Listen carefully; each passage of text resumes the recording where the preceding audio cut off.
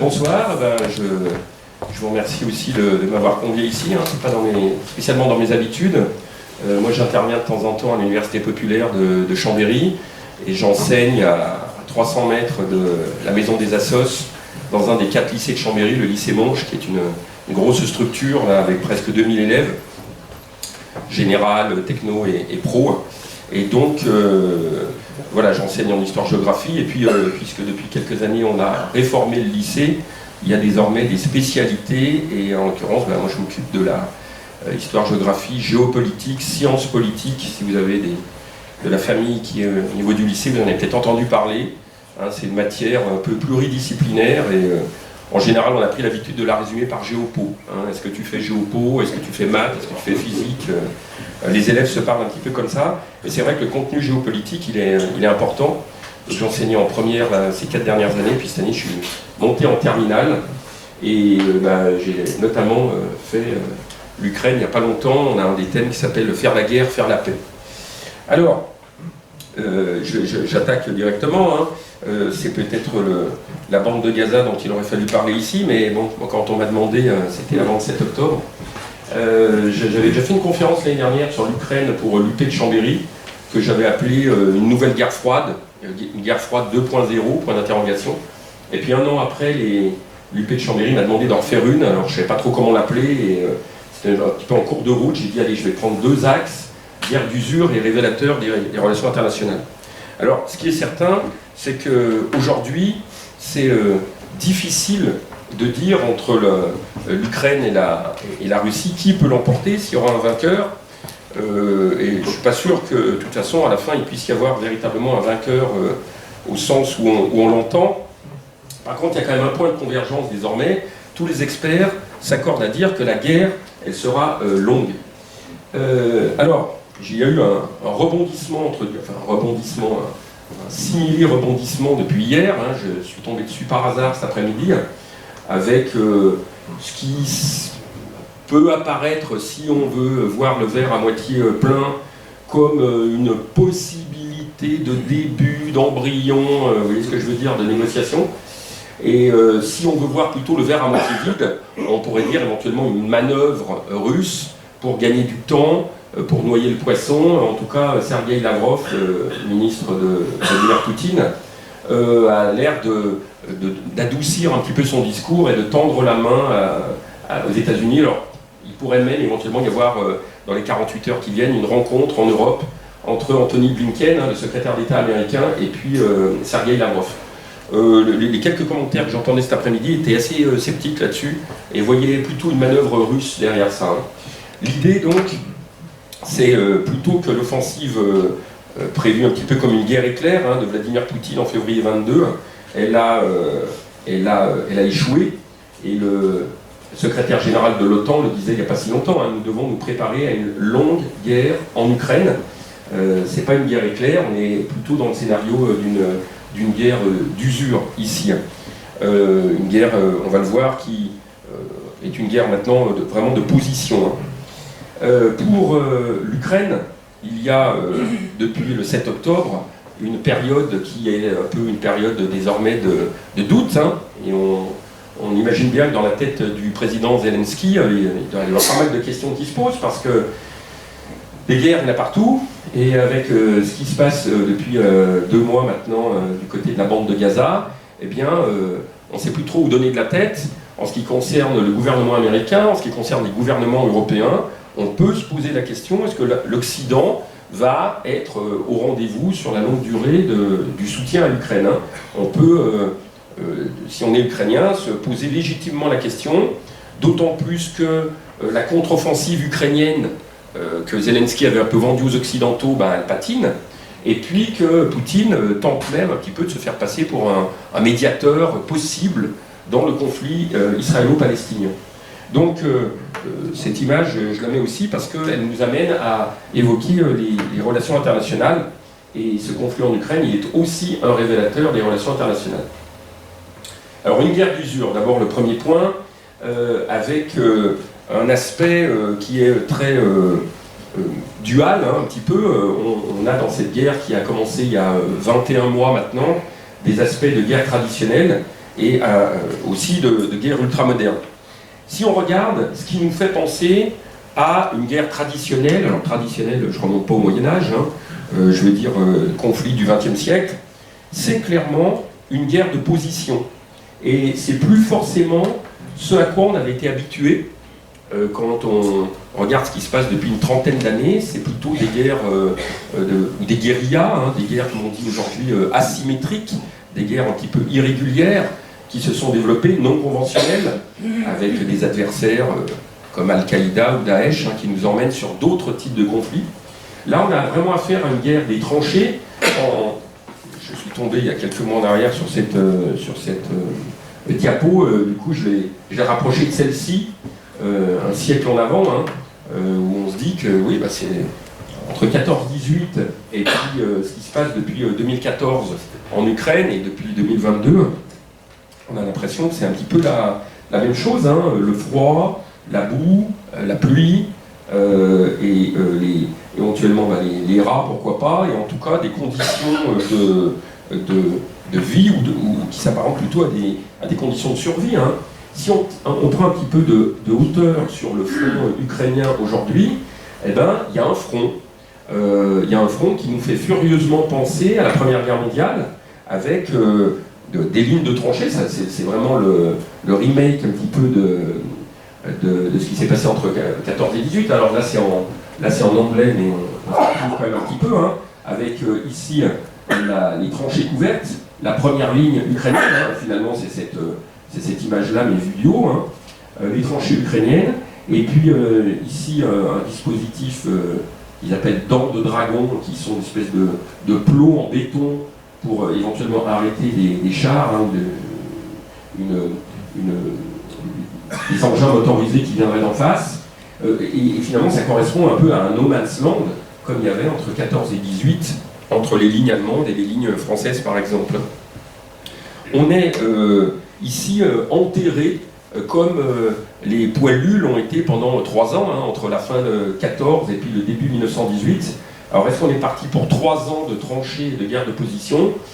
Difficile à dire pour le moment, mais en tout cas, si on est sur ce type de guerre, la Russie a l'habitude, hein, la Russie a l'habitude de sacrifier ses hommes, et entre 41 et 45, il y a 10 millions de soldats, je ne parle même pas des civils, hein, soviétiques, qui avaient été, entre guillemets, sacrifiés par Staline. Deuxième point qui me semble nous ramener un petit peu à un conflit du XXe siècle, c'est les violences à l'égard des civils. Et des violences pendant la Première et la Deuxième Guerre mondiale, il y en a eu beaucoup, je ne vais pas y revenir. Alors il y a eu un débat, puisque les chefs d'État instrumentalisent un peu le vocabulaire, et donc Poutine parlait de génocide dans le Donbass, dont auraient été victimes les russophones. Zelensky a évidemment parlé de génocide à propos de ce qui s'est passé par exemple à Boutcha, il y a l'année dernière, hein, dans les premiers mois de ce conflit. Techniquement, hein, c'est un petit peu cynique ce que je dis, mais techniquement, non, on ne peut pas parler de génocide, pour le moment en tout cas. On peut parler de crimes de guerre, ça c'est sûr, de crimes contre l'humanité, mais pas de génocide dans la mesure où ce type de massacre, puisque là c'est un massacre de civils, ne s'est pas répété suffisamment de fois. Hein, il n'y a pas eu, comme par exemple au Rwanda, évidemment en 1994, une systématisation de massacres et de crimes contre l'humanité qui fait qu'on peut finalement dire qu'il y a une volonté d'éliminer tout un groupe humain. Mais voilà, de la violence à l'égard des civils, le non-respect du droit de la guerre, le non-respect de toutes les conventions qui ont pu être signées à Genève dans le passé, ça c'est malheureusement un fait avéré. Peu de chances que Vladimir Poutine passe un jour à la Cour pénale internationale de La Haye, mais là, au regard de ce qui se passe depuis un peu plus d'1 an et demi, il mériterait tout à fait d'y passer. Hein. Autre aspect qui, moi, me ramène aussi au XXe siècle, c'est, alors j'ai mis un point d'interrogation, hein, parce que ce sont des accusations ukrainiennes qui, pour le moment, manquent un petit peu n'ont pas été très étayées, hein, en réalité. Mais l'Ukraine a accusé la Russie d'utiliser des bombes au phosphore, donc des armes chimiques, qui sont bien sûr strictement interdites par tout un tas de conventions. La dernière sur l'interdiction des armes chimiques date de 1997. Alors, il y a à deux reprises, hein, c'est lors de la bataille de Bakhmout, mais il y avait eu une autre tentative. Hein. Les Ukrainiens disent qu'en juin 2023, la Russie aurait aussi tenté d'utiliser des gaz, mais que le vent, comme ça se faisait souvent d'ailleurs entre 14 et 18, était un peu taquin et ça aurait renvoyé le nuage toxique sur les premières lignes russes. Difficile de dire pour le moment si c'est vrai ou pas. C'est vrai que cette photo qui a été prise là, au cours de la dernière année fait un petit peu aussi penser à celle-ci, qui, elle, date d'il y a un siècle. Et on utilisait déjà, entre 14 et 18, le phosphore ou autre joyeuseté hein, dans les tranchées. Dernier aspect qui, moi, me ramène aussi au XXe siècle, c'est la stratégie d'intimidation nucléaire. On n'hésite pas. Il y avait soi-disant un postulat, c'est que quand on est entre puissances nucléaires, et en l'occurrence l'Ukraine n'a pas l'arme nucléaire, mais derrière l'Ukraine il y a l'Occident hein, qui a l'arme nucléaire, eh bien on ne peut pas s'attaquer. Hein, c'est la phrase de Raymond Aron hein, qui disait paix improbable mais guerre impossible, parce qu'il y a l'équilibre de la terreur. Hein, c'est la logique du suicide mutuel, et donc qui a prévalu pendant la guerre froide finalement, et donc on ne devrait pas se menacer. Là on s'est clairement menacé, hein, et Vladimir Poutine à plusieurs reprises, ou le vice-président du Conseil de sécurité, hein, son ancien Premier ministre, Dmitri Medvedev, il a averti la fin juillet 2023 que si la contre-offensive ukrainienne réussissait, alors tant mieux, c'est pas le cas, enfin tant mieux s'ils avaient décidé les Russes de balancer une bombe, ils recourraient à la technologie nucléaire. Alors maintenant, je ne sais pas si vous le savez, il y a deux types d'armes nucléaires. Les armes nucléaires, parce que la technologie a évolué, stratégiques, façon bombe H, qui est avec les effets qu'on connaît, et puis les armes tactiques. Donc les armes tactiques, c'est une bombinette nucléaire, si vous voulez. C'est une bombe nucléaire, mais en plus petit, qui peut avoir une utilisation et une dévastation sur une zone plus restreinte. Donc c'est à ces armes-là que faisait allusion Medvedev, en fait, hein, des armes tactiques qui vont tuer peut-être quelques dizaines de milliers de personnes, qui vont rendre inhabitables quelques kilomètres carrés, mais pas une bombe H de 200 mégatonnes. Hein, ça serait pas... Alors le fait est que la pression monte, et depuis 1947, lorsque la guerre froide avait démarré, il y a des scientifiques américains qui ont pris l'habitude, dans le bulletin des scientifiques atomistes, de publier la Doomsday Clock, c'est-à-dire l'horloge de l'apocalypse. Et elle est plus ou moins proche de minuit selon l'intensité du risque. Là, depuis l'année dernière, elle est mise à 23h58 et 30 secondes, c'est-à-dire 90 secondes avant l'apocalypse. Elle n'a jamais été aussi proche de minuit. Même en 1962, lorsqu'il y avait eu la crise des missiles à Cuba, qui est considérée comme l'apogée des tensions pendant la guerre froide, les scientifiques de l'époque l'avaient mise un petit peu avant. Donc là, il y a voilà, une ambiance, entre guillemets, nucléaire. Ce conflit ukrainien, c'est aussi un conflit du XXIe siècle. Clairement, d'abord par l'armement qui est employé. On est rentré dans la première véritable guerre des drones. C'est pas la première fois qu'il y a des drones, hein. Il y en avait déjà dans les années 90 au moment de la première guerre du Golfe, mais c'était beaucoup moins répandu. Là, désormais, les drones sont devenus courants parce que leur prix a baissé. Hein, c'est une technologie qui est beaucoup plus accessible en termes de coût, et puis c'est une technologie qui a beaucoup progressé depuis la fin de la guerre froide. Alors, les drones les plus utiles, en réalité, les drones qui ont le plus fort impact, c'est pas ceux-là. C'est les drones de surveillance. C'est des drones qui sont plus légers et qui permettent de cartographier un petit peu à la manière des ballons dirigeables entre 14 et 18 les lignes ennemies, de surveiller l'ennemi en temps réel, et puis d'affiner la précision de vos propres tirs. Mais les médias, eux, évidemment, ce qu'ils voient, et ils ne sont pas complètement tort non plus, hein, ce sont ces gros drones qui sont comme des mini-avions, hein, qui sont des drones tueurs. Alors, en haut à gauche, drone utilisé du côté ukrainien d'origine turque. Hein, les Turcs, c'est le Bayraktar là, qui fournit des armes aux partis ukrainiens là, pour le coup. Et puis c'est des kamikazes, hein, donc le drone, vous avez vu ça comme moi depuis 1 an et demi à la télévision. Et du coup il y a une espèce de surenchère d'une part pour abaisser le coût des drones et du coup pour pouvoir en produire plus, et puis une surenchère aussi technologique, avec l'idée de mettre au point des modèles qui n'aient plus besoin d'être pilotés par, vous avez vu ces images, hein, ils sont pilotés un peu au joystick par des opérateurs qui sont dans les tranchées en général. Donc aujourd'hui, l'Ukraine est en train de mettre au point des engins guidés par l'intelligence artificielle. Il y a eu aussi une mutation là, depuis 1 an. Ukrainiens et Russes se sont dit on ne peut pas se permettre d'être dépendants de nos fournisseurs. Pour les Ukrainiens, les Turcs leur fournissaient pas mal de drones. L'Iran fournissait pas mal de drones aux Russes. Et là, dans les 2 camps, dans les 2 états-majors, on s'est dit il nous faut une autonomie stratégique. Hein, nous, il n'y a pas longtemps, c'était sur les vaccins. Là, eux, c'est sur les drones. Donc il y a aujourd'hui une production domestique en Ukraine et en Russie de drones, et de drones de plus en plus sophistiqués. Ça se joue aujourd'hui beaucoup là-dessus, avec aussi des systèmes de brouillage qui, de chaque côté, sont mis au point pour essayer de diminuer un petit peu l'efficacité des drones ennemis. Autre élément qui m'amène, moi, au XXIe siècle, ce que certains stratèges appellent la guerre étendue. C'est-à-dire qu'elle est vraiment multidimensionnelle et qu'elle se déroule dans des théâtres d'opérations multiples. Alors, Vladimir Poutine, il va par exemple instrumentaliser les flux.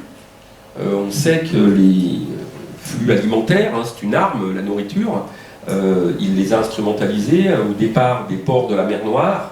Il a bloqué un certain nombre de flux céréaliers de manière à exercer une pression, alors pas directement sur l'Occident, parce qu'on n'a pas besoin des céréales ukrainiennes ou russes, mais par rapport à des alliés de l'Occident, hein. C'est surtout des pays d'Afrique qui se sont retrouvés sous pression, notamment l'Égypte, hein, qui s'est retrouvée sous pression parce qu'elle dépendait beaucoup de ce blé ukrainien et des plaines du Don. Là. Donc là, il les a bloqués.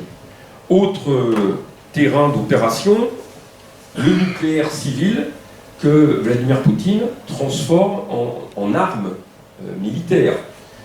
On a tous entendu parler de cette centrale. Moi, j'ai appris l'année dernière que c'était la plus puissante d'Europe. Hein. Je ne savais pas qu'elle était en Ukraine, à Zaporizhzhia. Il y a 6 réacteurs. Et ça fait de cette centrale la centrale la plus puissante sur le continent européen. Depuis que les Russes en ont le contrôle, c'est une centrale qui peut être utilisée pour menacer. Hein. Il suffit de la faire dysfonctionner. Et Poutine a carrément... en tout cas, c'est un danger qu'a pointé Zelensky lorsqu'il a fait un discours à l'Assemblée Générale de l'ONU, là, au mois de septembre. Hein. C'est la session annuelle où tous les chefs d'État défilent un petit peu à la tribune. Et il a dit le camp d'en face joue avec nos installations nucléaires de manière à nous mettre un petit peu la pression. Le théâtre spatial, alors là, pareil, c'est pas la première fois, mais c'est la première fois qu'il a une telle importance. Et on va parler de 2 minutes d'Elon Musk, puisque depuis quelques années, il y a une nouvelle étape, on va dire, hein, dans la technologie des satellites. Ce sont ces trains de satellites de sa société Starlink. C'est une technologie qui est tout à fait novatrice. On ne balance pas des gros satellites isolés les uns par rapport aux autres, on fait des trains de petits satellites. Donc une trentaine, une quarantaine de petits satellites qui sont à la queue leu-leu. On a ici une image qui a été captée en 2019, hein, et c'était le tout début de ça. Et alors ça permet évidemment d'avoir un niveau de connexion hors norme. Et dans les premiers mois du conflit, Elon Musk, à la demande de Zelensky, en a fait bénéficier l'armée ukrainienne. Alors ça facilite les communications, et puis ça permet aux tirs ukrainiens d'être extrêmement précis. Et puis les mois ont passé, Et puis finalement, Elon Musk, il a retourné un petit peu sa veste, il a changé d'avis, et il a coupé le service Starlink au bénéfice des Ukrainiens. Officiellement, il a dit qu'il ne voulait pas être il ne voulait pas s'associer à une escalade de la violence. De mauvaises langues disent qu'il ne veut pas perdre de part de marché parce que c'est avant tout un business, et Elon Musk, c'est pas un philanthrope, c'est avant tout un businessman, et à trop soutenir l'Ukraine, et donc à trop s'aliéner la Russie, c'est aussi s'aliéner la Chine, c'est aussi s'aliéner, on en reparlera tout à l'heure, un certain nombre de pays émergents, qui seront peut-être pour lui ses meilleurs marchés à l'avenir. Ce qui semble le plus probable, c'est qu'il ait voulu se retirer un petit peu de ça pour ne s'aliéner aucun client, aucun partenaire commercial à l'avenir. Dernier aspect que je voudrais... il ne marche plus, lui. Ah, pourquoi il ne marche plus? Non, c'était une histoire de pic, c'est pas très grave. Je vais le passer là. Dernier aspect.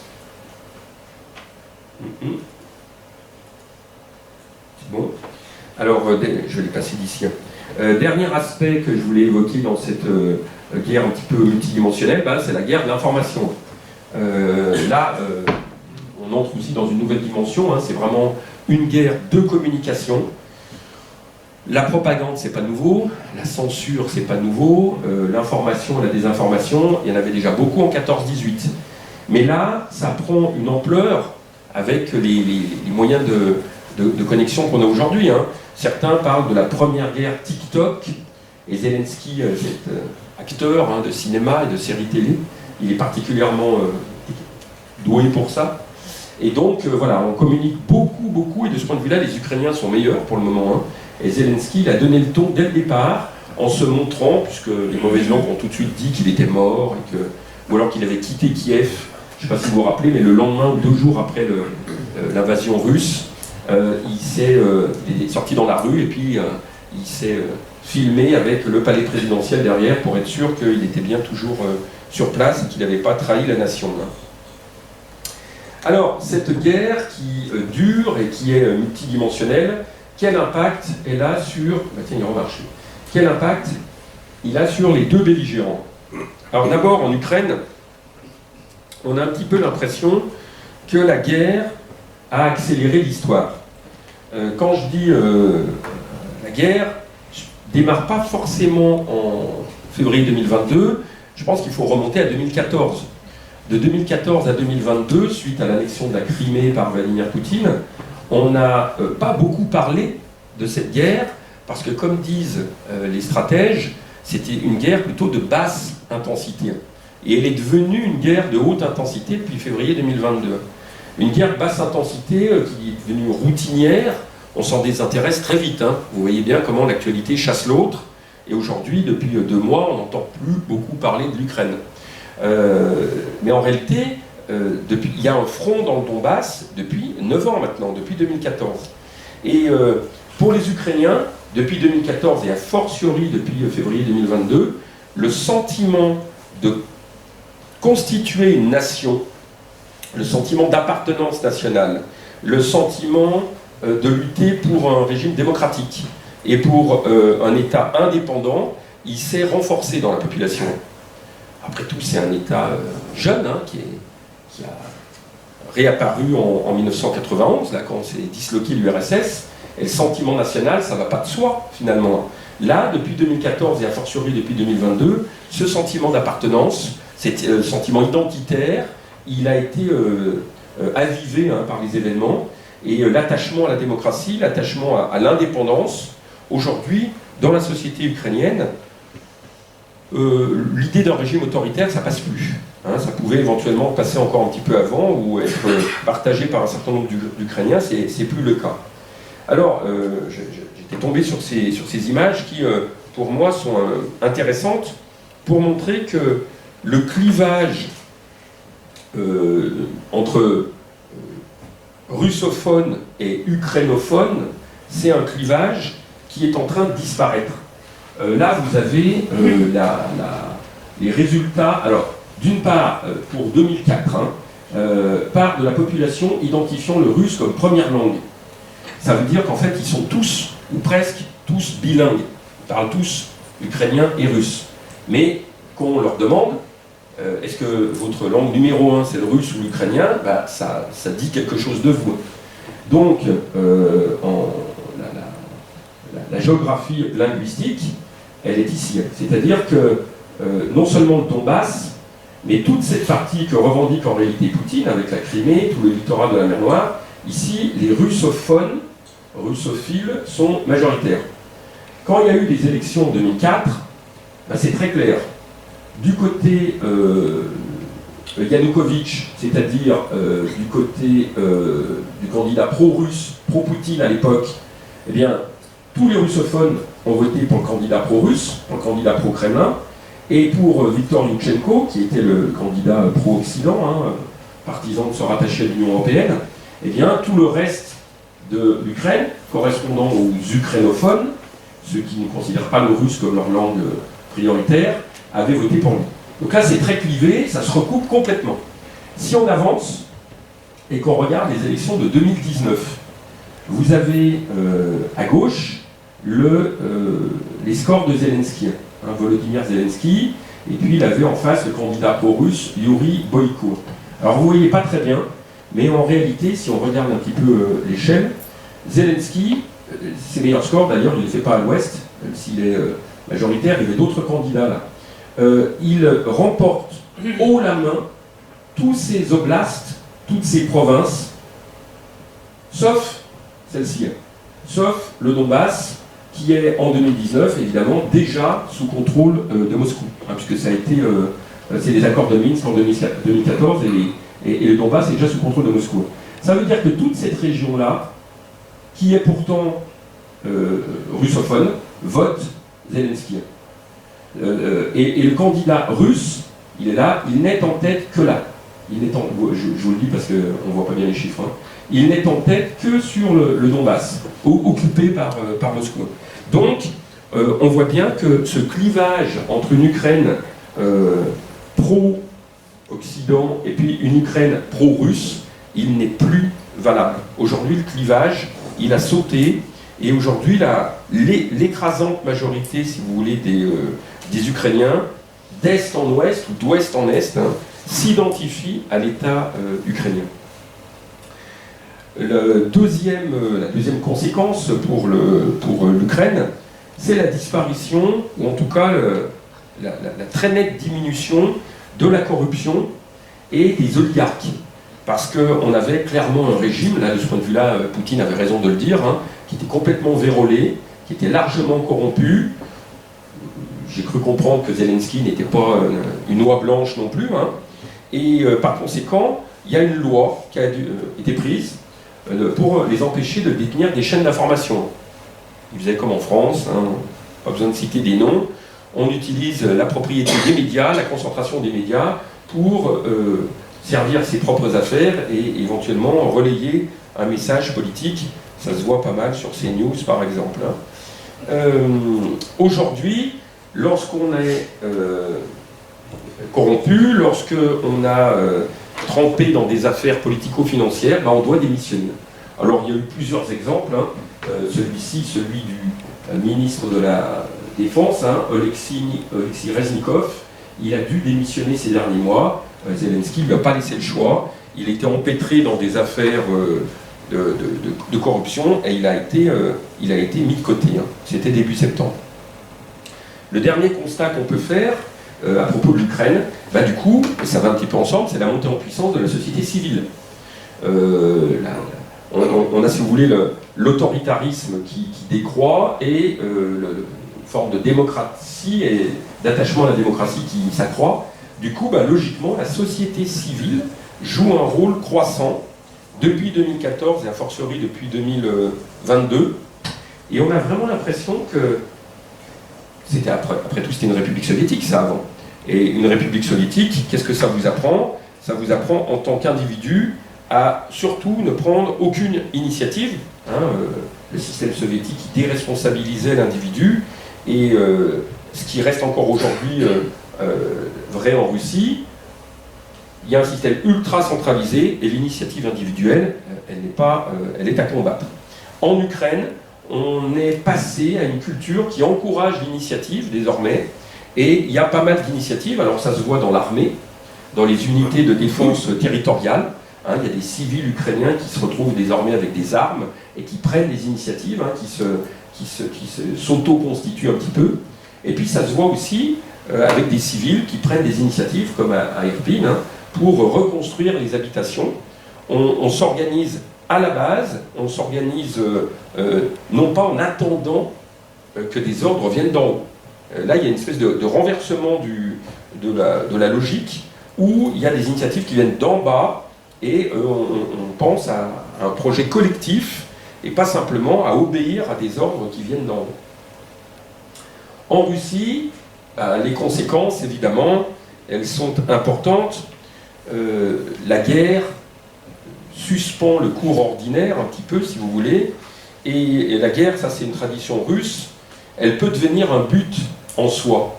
C'est-à-dire que pour Poutine, elle peut constituer une forme d'assurance-vie.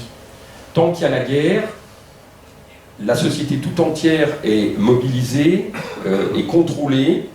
Tout opposant politique devient un traître, hein, dont on doit se débarrasser, en tout cas qu'on doit mettre sous les verrous.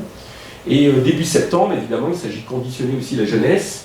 Il y a eu, à tous les niveaux du système scolaire russe, à l'école primaire, au collège, au lycée, 2 nouveaux manuels. Alors ça, c'est le nouveau manuel d'histoire, hein, ça me touche particulièrement. Ce nouveau manuel d'histoire, il réécrit complètement l'histoire russe. Il diabolise l'Ukraine, il diabolise les pays occidentaux. C'est pas la première fois, évidemment. Hein. En 1952, il y avait eu les manuels d'histoire sous Staline. En 1980, il y avait eu la version Brejnev, hein, fin Brejnev, mais enfin c'était encore Brejnev. Et c'était évidemment une façon de raconter l'histoire tout à fait particulière. Là, on a sur le, vous le voyez peut-être pas très bien, mais sur la couverture, on a un missile, hein, comme ça tout est dit, et puis ici il y a un pont, c'est le pont de Kerch, c'est le pont de Crimée en fait, celui qui a été visé par les drones ukrainiens, qui a été, et d'ailleurs visiblement en ce moment les Russes envisagent de construire un tunnel pour éventuellement ne plus subir ce type d'attaque aérienne. Alors je vous dis quelques noms de chapitres qui sont dans la table des matières, hein, de ce bouquin d'histoire. La pression américaine sur la Russie, la falsification de l'histoire par l'Occident, la résurrection du nazisme en Occident, l'opération militaire spéciale, et puis les 2 derniers chapitres, c'est « L'Ukraine est un État néo-nazi, la Russie est une terre de héros ». Il y a un petit peu la version de l'histoire qui est développée là-dedans. Alors les jeunes, non seulement ont leur bourre le crâne, mais on les forme aussi. Hein. Il y a une formation militaire qui va être instaurée dès le collège. On va, dans ce module scolaire, leur apprendre à manier des fusils d'assaut, des grenades, donc des kalachnikovs essentiellement, hein, des grenades à fragmentation, et puis on va leur apprendre aussi à piloter des drones, et on va aussi leur apprendre les moyens de contrer les drones adverses, hein, les drones ukrainiens. Alors, toute cette mobilisation de la société n'empêche que pas toutes les tensions, et les tensions elles sont fortes, hein, déjà entre les généraux au ministère de la Défense, et puis entre l'armée régulière et la milice Wagner, dont vous avez tous entendu parler. Je ne vais pas spécialement revenir sur le coup d'État de Prigojine. Il a été remplacé par un gars qui s'appelle Andrei Trochev récemment. Et ce que je veux simplement dire, c'est que voilà, c'est précaire. Et dans les chancelleries occidentales, l'effondrement du régime de Poutine fait partie des scénarios. Même en Chine, ça fait partie des scénarios. Les Chinois ils sont prudents par rapport à ça. Et Xi Jinping, il a aussi envisagé que le régime de Poutine s'écroule.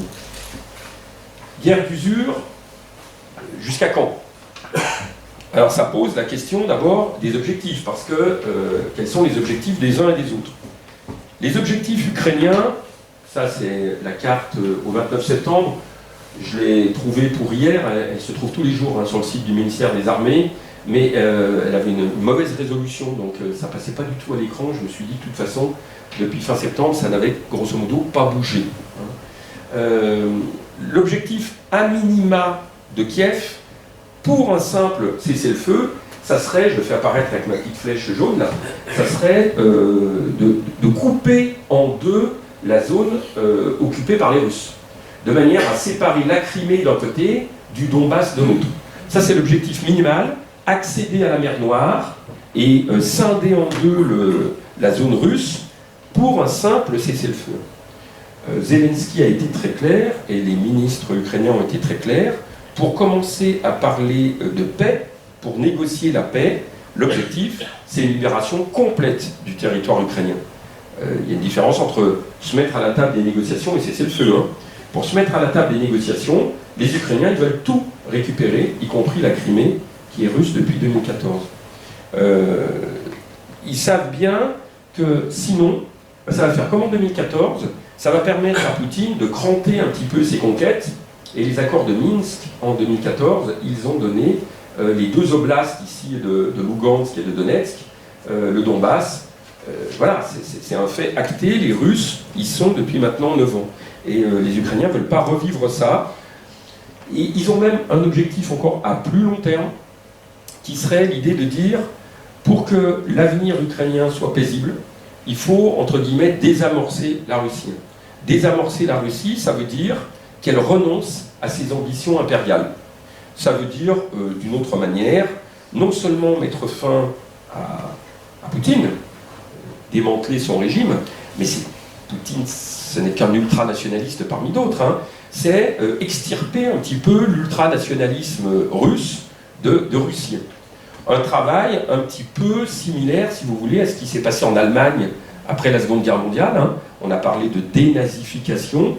Ici, il s'agirait un petit peu de dépoutinisation ou de dénationalisation, si j'ose dire, pour avoir l'esprit un petit peu tranquille. Du côté russe, quels sont les objectifs? L'objectif, à minima, il apparaît dans cette carte qui date de 2018, qui était un scénario russe de 2018, c'est de récupérer ce qu'on appelle la nouvelle Novorossia, la nouvelle Russie, et qui correspond, si vous vous rappelez de la carte que je vous ai montrée tout à l'heure, à la partie russophone, à la partie où les Ukrainiens déclarent le russe comme première langue. Et donc, ça serait l'objectif à minima. Aujourd'hui, ça ne paraît pas être la bonne réponse. La bonne réponse, et c'est pour ça que certains stratèges commencent à parler de guerre infinie ou de guerre éternelle, ça serait plutôt dans l'esprit de Poutine une perspective impériale. C'est-à-dire que la zone d'influence russe doit renouer avec ce qu'elle a été à l'époque des tsars, de l'Empire tsariste, ou à l'époque de l'Empire soviétique.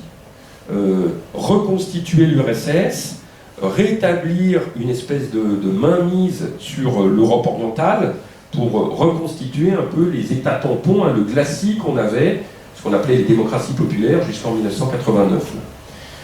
Dans cette perspective-là, il est bien évident que la guerre elle peut durer très longtemps. Si c'est l'objectif de Poutine, la guerre elle peut durer très longtemps. Et ce qui montre bien qu'il s'ancre un petit peu dans cette perspective impériale, c'est les références, aujourd'hui de plus en plus fréquentes, à Staline. Je ne sais pas si vous avez noté, mais l'hiver dernier, quand Mikhaïl Gorbatchev est mort, il n'y a pas eu, énormément d'empathie, et Poutine ne s'est pas signalé par une énorme empathie. Il est allé, on a vu les photos, s'incliner vite fait devant le cercueil de Gorbatchev, mais clairement, pour lui, c'est quasiment un traître. Poutine a dit que l'effondrement de l'URSS était la plus grande catastrophe géopolitique du XXe siècle. Quelque chose qu'il fallait peut-être venger, quelque part. Donc oui, Staline, on commémore, là c'était le 5 mars 2023, pour les 70 ans de la mort de Joseph Staline. La question de la durée, jusqu'à quand, c'est aussi la question des objectifs d'un côté, la question de la résilience. Est-ce qu'on peut tenir? Alors, côté ukrainien, la question qui se pose, sachant que le PIB ukrainien a chuté de 35% en 2022, hein, c'est évidemment un effondrement de la production de richesse. Les Russes ont notamment bombardé beaucoup les installations électriques, hein, toutes les infrastructures énergétiques. La question qui se pose sur le moyen et sur le long terme, si la guerre doit s'éterniser, c'est comment tenir la société à bout de bras. Il est bien évident que les Ukrainiens, si leur niveau de vie dévisse, s'il n'y a pas, en termes de perspectives économiques et sociales, un avenir possible, ils risquent de se décourager. Et c'est là où, on parle ici de la difficile mise en œuvre de l'aide internationale, c'est là où le rôle de l'Occident, il peut être important. Ce n'est pas avec ses propres capitaux que l'Ukraine et que les Ukrainiens vont pouvoir accroître leur pouvoir d'achat, leur niveau de vie dans les années à venir. Donc le rôle des entreprises, par exemple françaises, hein, ici, on vous en parle, hein, des entreprises françaises qui sont déjà sur le coup, hein, avec probablement une idée derrière la tête. Le rôle des entreprises françaises et occidentales, c'est d'aider à maintenir une attractivité de ce territoire, des emplois, des salaires. Sinon, on pourrait très bien avoir une fuite des cerveaux, notamment hein, ukrainiens, vers l'Occident, vers des pays où ils pourraient avoir des avenirs professionnels plus importants. La résilience du côté russe. Alors, lorsque les deux se sont rencontrés, là, la mi-septembre, ça a été présenté comme un signe de faiblesse de la Russie, puisque Poutine aurait été obligé de demander des armes à Kim Jong-un. Et donc, c'est l'idée que le complexe militaro-industriel russe n'est pas à la hauteur, il n'est pas suffisant, et que le dictateur nord-coréen pouvait l'aider un petit peu. L'autre jour, les dernières statistiques là, un petit peu sont tombées, on nous dit, ça va un petit peu à contrario de ce que je viens de dire à l'instant avec Kim Jong-un, que finalement la croissance économique russe, elle ne pâtit pas tant que ça des lourdes sanctions occidentales, et même elle sera probablement avec 1,5-2% en 2023, supérieure à la croissance de la zone euro. Oui, c'est possible, c'est même a priori relativement probable. Maintenant, il y a quand même deux bémols importants. D'abord, il y a une très très forte inflation en Russie, et donc c'est pas facile quand même pour la population. Et puis, c'est lié, c'est à la fois la force et la faiblesse de l'économie russe, hein. C'est que c'est une économie de rente qui repose avant tout sur les hydrocarbures. Tant que le cours du baril est haut, bah, ça fait beaucoup de devises qui rentrent en Russie, mais si la valeur du pétrole ou du gaz, hein, bien sûr, était amenée à baisser, alors là tout de suite ça met le budget, les finances russes dans le rouge, sans mauvais jeu de mots, et donc ce chiffre-là, c'est peut-être un petit peu je ne trouve pas le terme, mais un écran de fumée là, hein. C'est pas forcément là-dessus qu'il faut trop s'accrocher. Il y a un problème que les Russes ont, et qui est, alors là, à long terme, qui est peut-être encore un problème plus de fond, c'est le problème démographique. Il y a un vrai problème démographique en Russie. Je ne dis pas que la guerre va durer 100 ans, mais imaginons qu'elle dure ne serait-ce que 10 ou 15 ans. La natalité russe, elle est basse. On a stabilisé maintenant la population, mais entre 91 et 2010, la population russe est passée de 149 millions à 142. Ils avaient perdu 7 millions d'habitants, donc beaucoup plus de décès que de naissances. Et Courrier International, il y a déjà plusieurs années en arrière, faisait sa une là-dessus. Hein. Quand la Russie disparaîtra, c'est un peu l'espèce de compte à rebours, comme au Japon, comme en Corée du Sud, hein, où la situation est encore pire en termes d'indice de fécondité. Ce qui fait que Poutine a remis au goût du jour une vieille récompense que Staline avait créée, celle des mères héroïnes. La mère héroïne, pour une femme qui a 10 enfants, eh bien, 10 millions de roubles. Alors comme 10, c'est quand même beaucoup, il a créé une récompense intermédiaire à partir de 7 enfants.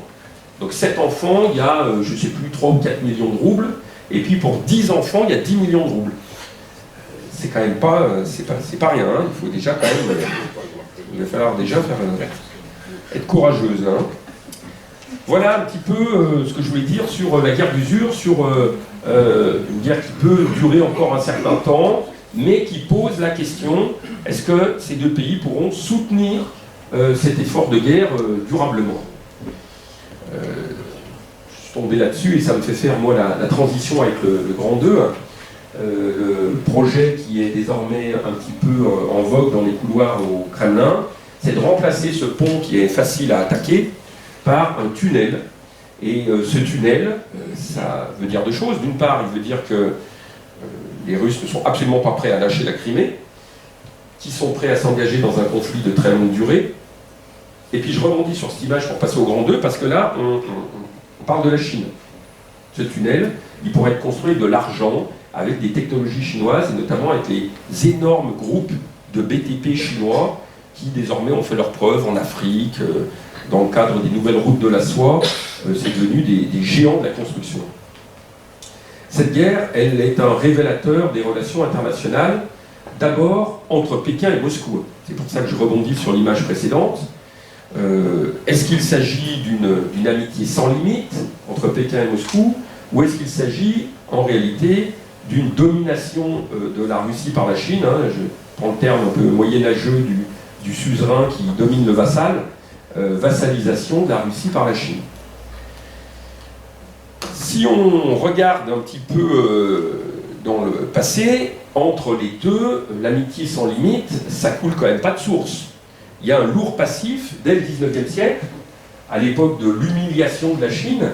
Lorsque nous, notamment occidentaux, on est allé installer des concessions en Chine, il y a eu des guerres de l'opium perdues par la Chine, perdues face aux Britanniques notamment, ce qui nous a permis, notamment à nous, Français, d'avoir des concessions, ces concessions que Tintin traverse dans le Lotus Bleu, concession américaine, internationale, française. Les Russes ne sont pas restés de l'autre côté de leur frontière. L'Ouest, le Xinjiang, bon, les Ouïghours maintenant, le Nord, le Nord-Est, les Russes y ont jeté, la Russie des Tsars, la Russie du 19e, a jeté son dévolu sur toute une partie de la Chine. Donc l'amitié sans limite, au 19e, pas tout à fait. Plus récemment, oui, j'avais oublié celle-ci, c'est ce que le Petit Journal en 1898 illustre un petit peu, là, le mandarin chinois, il est affolé parce que les Européens et les Japonais aussi, se partagent la Chine comme un gâteau.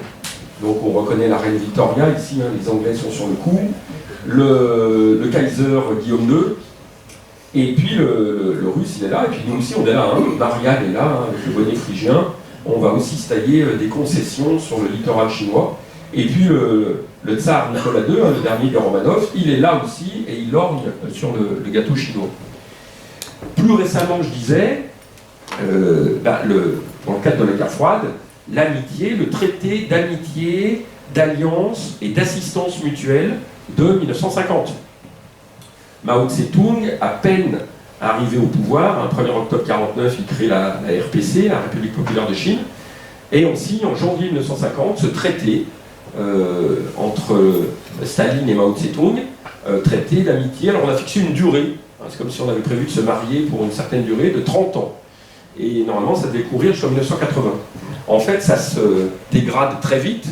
Dès le milieu des années 50, à la mort de Staline, les orientations prises par Khrouchtchev, qu'on reconnaît à droite, là, par Nikita Khrouchtchev, déplaisent à Mao. L'idée que finalement, on va peut-être pouvoir coexister pacifiquement avec les États-Unis. L'idée de la déstalinisation, que Staline, finalement, est présenté par Khrouchtchev comme un criminel qui a dévoyé le communisme. Ça, c'est pas bien accepté par cet orthodoxe qu'est Mao. Mais plus fondamentalement, ce que ne supporte plus Mao, c'est d'être traité en petit frère par le grand frère. Le grand frère soviétique, il en a marre, il veut s'émanciper, et donc ça se détériore assez vite entre eux. Et finalement, dès 1960, ce traité est rompu. Et en 1964, puisqu'il faut avoir les moyens de son indépendance, la Chine aura sa propre bombe atomique. 5e puissance nucléaire, l'un entraînant l'autre. C'est parce qu'on n'est plus protégé par le parapluie soviétique qu'on va se doter de sa propre bombe atomique. Donc vous voyez que dans le passé, les relations, elles n'ont pas toujours été tranquilles. Aujourd'hui, on met en scène une amitié sans limite, hein, c'est l'expression officielle, lorsque Vladimir Poutine a reçu Xi Jinping en mars, à Moscou, hein, on a sorti tout le décorum là, et on s'est fait des grandes déclarations d'amour. À cette occasion-là, Poutine avait dit, je cite, hein, les relations russo-chinoises ont atteint le point culminant de leur histoire, et la qualité des liens entre Moscou et Pékin, je cite, est supérieure à celle des unions politiques et militaires des temps de la guerre froide. Donc une espèce d'idylle, hein, un deuxième coup de foudre un petit peu là entre les deux. Et du coup on se rend visite, et plus récemment, bah là c'est une visite en sens inverse, hein, puisque là c'est Vladimir Poutine qui a pris l'avion, et le 18 octobre, il était à Pékin, et ils ont à nouveau mis en scène l'amitié entre les deux territoires. Alors, ce qui est certain, c'est que depuis maintenant un certain nombre d'années, Moscou pivote un petit peu. Hein. Les relations avec l'Occident se sont largement dégradées depuis 2014, qu'il a annexé la Crimée. Et donc les tubes, les oléoducs, les gazoducs, hein, qui ne regardaient que du côté de l'Europe, depuis quelques années, ils regardent aussi du côté asiatique. Ils ont mis en place Power of Siberia, hein, le gazoduc très puissant qui va être doublé. Et le gaz part de Sibérie vers un petit peu le Japon, vers la Corée du Sud, mais surtout vers la Chine. Donc ça monte en puissance, et les échanges commerciaux entre les deux ne cessent d'augmenter. L'année dernière, sans surprise, en 2022, ils ont atteint presque 200 milliards de dollars, ils ont augmenté de 34% en 2022. Il y a une réorientation, c'est peut-être aussi pour ça d'ailleurs que l'économie russe, elle tient, hein. C'est parce qu'elle a pivoté au niveau de ses partenaires commerciaux. Alors, l'effet, le dommage collatéral, si j'ose dire, du coup, c'est que la Russie, elle est fortement dépendante de la Chine aujourd'hui. Elle est fortement dépendante parce que la Chine est devenue son premier client sur le plan énergétique, son premier fournisseur de tout un tas de technologies, hein, et par exemple de voitures, hein, et de voitures électriques. La Chine est son premier investisseur. Dans le cadre des nouvelles routes de la soie, c'est la Chine qui a investi le plus en Russie. Et la Chine est évidemment, comme avec la plupart des pays, son premier créancier. Les prêts contractés par la Russie, c'est essentiellement des prêts contractés à la banque chinoise. Ce qui veut dire que la relation russo-chinoise, elle devient ambiguë. Il y a un grand, le partenaire senior, et puis il y a un petit, le partenaire junior. Et au commerce, c'est en plein boom. Entre l'Empire du Milieu et la Russie, les flux de marchandises augmentent. Mais on peut se demander si à un moment ou à un autre, les Chinois, Xi Jinping, hein, qui a largement les pieds sur terre, ne va pas se poser quelques questions et non pas rester bêtement aligné sur Moscou, si Moscou est en train de patiner en Ukraine. Après tout, sur le plan militaire et sur le plan géopolitique, pour le moment, la Russie, elle stagne en Ukraine. Hein, elle n'a pas réussi son offensive Veni, Vedi, Vici, hein, qui était prévue en février 2022. Et puis, il ne faut pas oublier non plus que plus la Chine soutiendra Moscou, plus elle peut voir ses relations se dégrader avec le reste de la planète. Et le reste de la planète, c'est les Américains et c'est les Européens. Je disais que le commerce sino-russe est en essor, mais le commerce entre la Russie et la Chine, entre la Chine et la Russie, il est 3,5 fois moindre qu'entre la Chine et les États-Unis, et 4,5 fois moindre qu'entre la Chine et l'Union européenne. Donc les Chinois, ils ont beaucoup à perdre. Ils ont beaucoup à perdre si vraiment on se brouille avec eux, si les Américains ou les Européens sont vraiment brouillés avec la Chine. Et là, se posait la question il y a quelques temps en arrière, hein, c'était au mois de septembre, d'après la presse russe, Pékin a suspendu ses livraisons de drones s'ils sont susceptibles d'être utilisés à des fins militaires. Il y a un peu la même précaution que nous, on a vis-à-vis de Zelensky.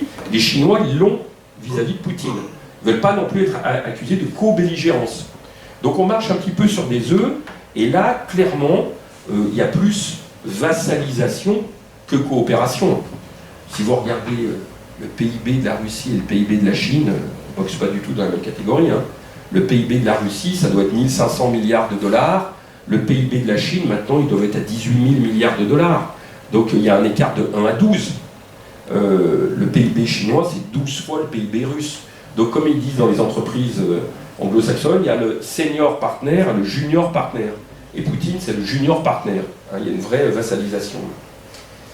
En ce qui concerne l'Europe, alors là encore, on a l'impression que tout va bien, qu'on n'a jamais été aussi proches les uns des autres, pratiquement, je ne vais pas dire depuis 1957, mais enfin depuis pas mal d'années. Et pour la première fois, il y avait eu un sommet européen, c'était le 2 septembre, hein, je crois, 2 octobre. Il y a eu un sommet européen donc, à Kiev, pour la première fois, hors des frontières de l'UE. Et ici, on a Josep Borrell, hein, le haut représentant pour les affaires étrangères européen, qui est à côté du ministre des Affaires étrangères ukrainien. Il y a une espèce de consensus au sein de l'Union européenne depuis maintenant 1 an et demi, qui est tout à fait nouveau. C'est tout à fait remarquable, et ça s'explique notamment par la pression que les pays les plus proches de Moscou, et ceux qui ont auparavant appartenu au pacte de Varsovie, hein, qui ont été soumis à Moscou sur le flanc ouest, la Pologne notamment, ils y voient une occasion d'en finir avec la menace russe. Hein. Pour les Polonais et évidemment pour les États baltes, c'est le moment de mettre le paquet pour finir avec l'ours russe. Alors il y a des aides substantielles. Hein. Là, c'était le décompte qui était fait au 31 juillet 2023, au bout d'à peu près 1 an et demi de guerre. Les États-Unis, hein, 76 milliards de dollars d'aide, mais l'Union européenne, hein, la Commission européenne, l'Union européenne, 85 milliards de dollars. Et puis après, il y a les pays, parce qu'il y a l'aide de l'UE, puis il y a l'aide des États membres de l'UE. Hein, ce sont 2 aides différentes. L'Allemagne, à peu près 25 milliards, Royaume-Uni, Norvège, vous voyez que nous, on est beaucoup plus bas, on est là, on a fait un effort qui est quand même moindre que la Suisse ou la Suède, hein, quoi qu'on en dise. Donc, en valeur absolue, l'aide européenne, elle est tout à fait remarquable, qu'il s'agisse de l'UE à 27 ou des États membres. Après, si on rentre un petit peu dans le détail, on s'aperçoit qu'on tergiverse quand même pas mal. Hein. Que ce soit les Américains ou les Européens, on livre peu, en retard, et jamais la dernière version technologique. Les chars Abrams qui ont été livrés ou nos vieux AMX, c'est pas la dernière version de nos armes. Les avions de combat américains F-16, c'est pas le F-35, c'est 2 générations en dessous. Hein. On en parle dans la deuxième version de Top Gun, là, c'est depuis 1 an. Hein. Les lance-missiles, tout ça, c'est pas les dernières versions.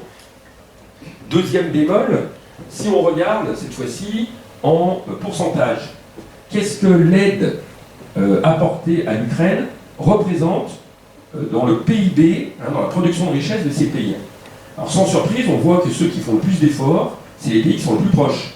La Norvège, la Lituanie, l'Estonie, la Lettonie. Les 3 États baltes, Danemark, Pologne, Slovaquie, République tchèque. Si on descend un petit peu plus bas, on s'aperçoit que l'effort allemand, c'est 0,5% du PIB. L'effort des institutions européennes ou du Royaume-Uni, c'est 0,5%. Et si on descend au niveau des États-Unis, c'est 0,3%. 0,3% de leur PIB. C'est pas un si gros effort que ça. Hein, il faut un petit peu relativiser. C'est surtout là-haut qu'on met le paquet. Hein. Et puis, pour finir un petit peu sur l'idée plutôt cette fois-ci de désunion européenne, hein, vous le savez très bien, finalement, il y a des tensions. Depuis quelque temps, l'attitude... Alors, ça vient de changer de majorité en Pologne, il faut voir ce qui va se passer, mais pendant pas mal de temps, Tadeusz Morawiecki, là, le leader bien à droite de la Pologne, là, hein, la créature de Kaczynski un petit peu, après avoir beaucoup soutenu Kiev, a décidé finalement de ne plus livrer d'armes. Les Polonais, ils pensent à l'avenir et ils sont en train de constituer ce qu'ils espèrent être la plus puissante armée de terre européenne. Plus puissante que l'armée de terre française, la plus puissante armée de terre, non pas du monde, hein, pas plus que les Russes, les Chinois ou les Américains, mais la plus puissante armée de terre. Donc ils ont besoin d'argent. Et puis, par ailleurs, ils avaient beaucoup d'importations de céréales en provenance de l'Ukraine. Là, pareil, ils ont bloqué parce que les agriculteurs polonais gueulent. Ils en ont marre Donc il y a une double tension entre la Pologne et Kiev depuis maintenant quelques mois. Et puis, évidemment, on n'est pas tous, au sein des 27, sur la même longueur d'onde. Viktor Orban, il est plutôt proche de Poutine. Donc il joue vaguement le jeu de l'Union européenne, mais il met en garde l'Union européenne contre l'intégration d'un pays en guerre. Il ne veut pas entendre parler d'une intégration de l'Ukraine dans l'UE. Et puis encore plus récemment, vous avez peut-être vu que la majorité avait changé en Slovaquie et que le nouveau celui qui a remporté les élections législatives et qui est donc en position désormais de gouverner, là, Robert Fico, lui c'est pareil. Il est hostile à l'Ukraine, il est comme Viktor Orban, ils sont plutôt potes, pro-russe. Et donc là, voilà, c'est à nouveau un coin de bois dans le consensus européen. Alors, union ou désunion européenne, l'avenir va aussi être tout à fait intéressant à suivre parce que, imaginons, pourquoi pas, qu'à la fin 2024, dans un petit peu moins d'un an, par exemple le premier mardi du mois de novembre, la majorité bascule aux États-Unis et qu'on ait Trump qui revienne au pouvoir ou un simili-Trump qui revienne au pouvoir. Après tout, on a des drôles de zozos en Amérique latine actuellement qui sont élus. Et alors là, clairement, Washington va changer sa position et pourrait très bien se désengager beaucoup plus. Auquel cas, si les Européens veulent maintenir le niveau de soutien à Zelensky, à Kiev, il va falloir que nous, on s'implique davantage. Pas 0,3 ou 0,5% de notre PIB. Il va falloir pousser le curseur beaucoup plus loin. Dernier point, toujours dans cette guerre comme révélateur des relations internationales, les relations OTAN-Russie, OTAN versus Russie, et puis j'élargis pour finir, Occident versus pays émergents. Le premier constat qu'il faut faire, et c'est pour ça que je cite ces États-là, c'est à nouveau, mais malheureusement c'est un petit peu répétitif comme constat, l'impuissance de l'Organisation des Nations Unies. Les résolutions de l'Assemblée Générale ne sont pas contraignantes, et les résolutions du Conseil de sécurité, qui elles sont contraignantes, ne sont pas votées parce qu'il y a le droit de veto. Et ça a été voulu comme ça en 1945, au moment de la création. Les 5 membres permanents, dont la Russie, dont la Chine, peuvent, par leur simple vote, bloquer une résolution. Alors ça a déjà été bloqué à 4 reprises, les résolutions que les Américains, les Français ou les Britanniques défendaient pour condamner l'opération du 24 février 2022. Ça a été bloqué par des vétos russes. Si besoin est, ça peut être bloqué par un veto chinois. Est-ce qu'on peut, parce qu'elle a agressé un État, suspendre la Russie du Conseil de sécurité? Ça peut se faire.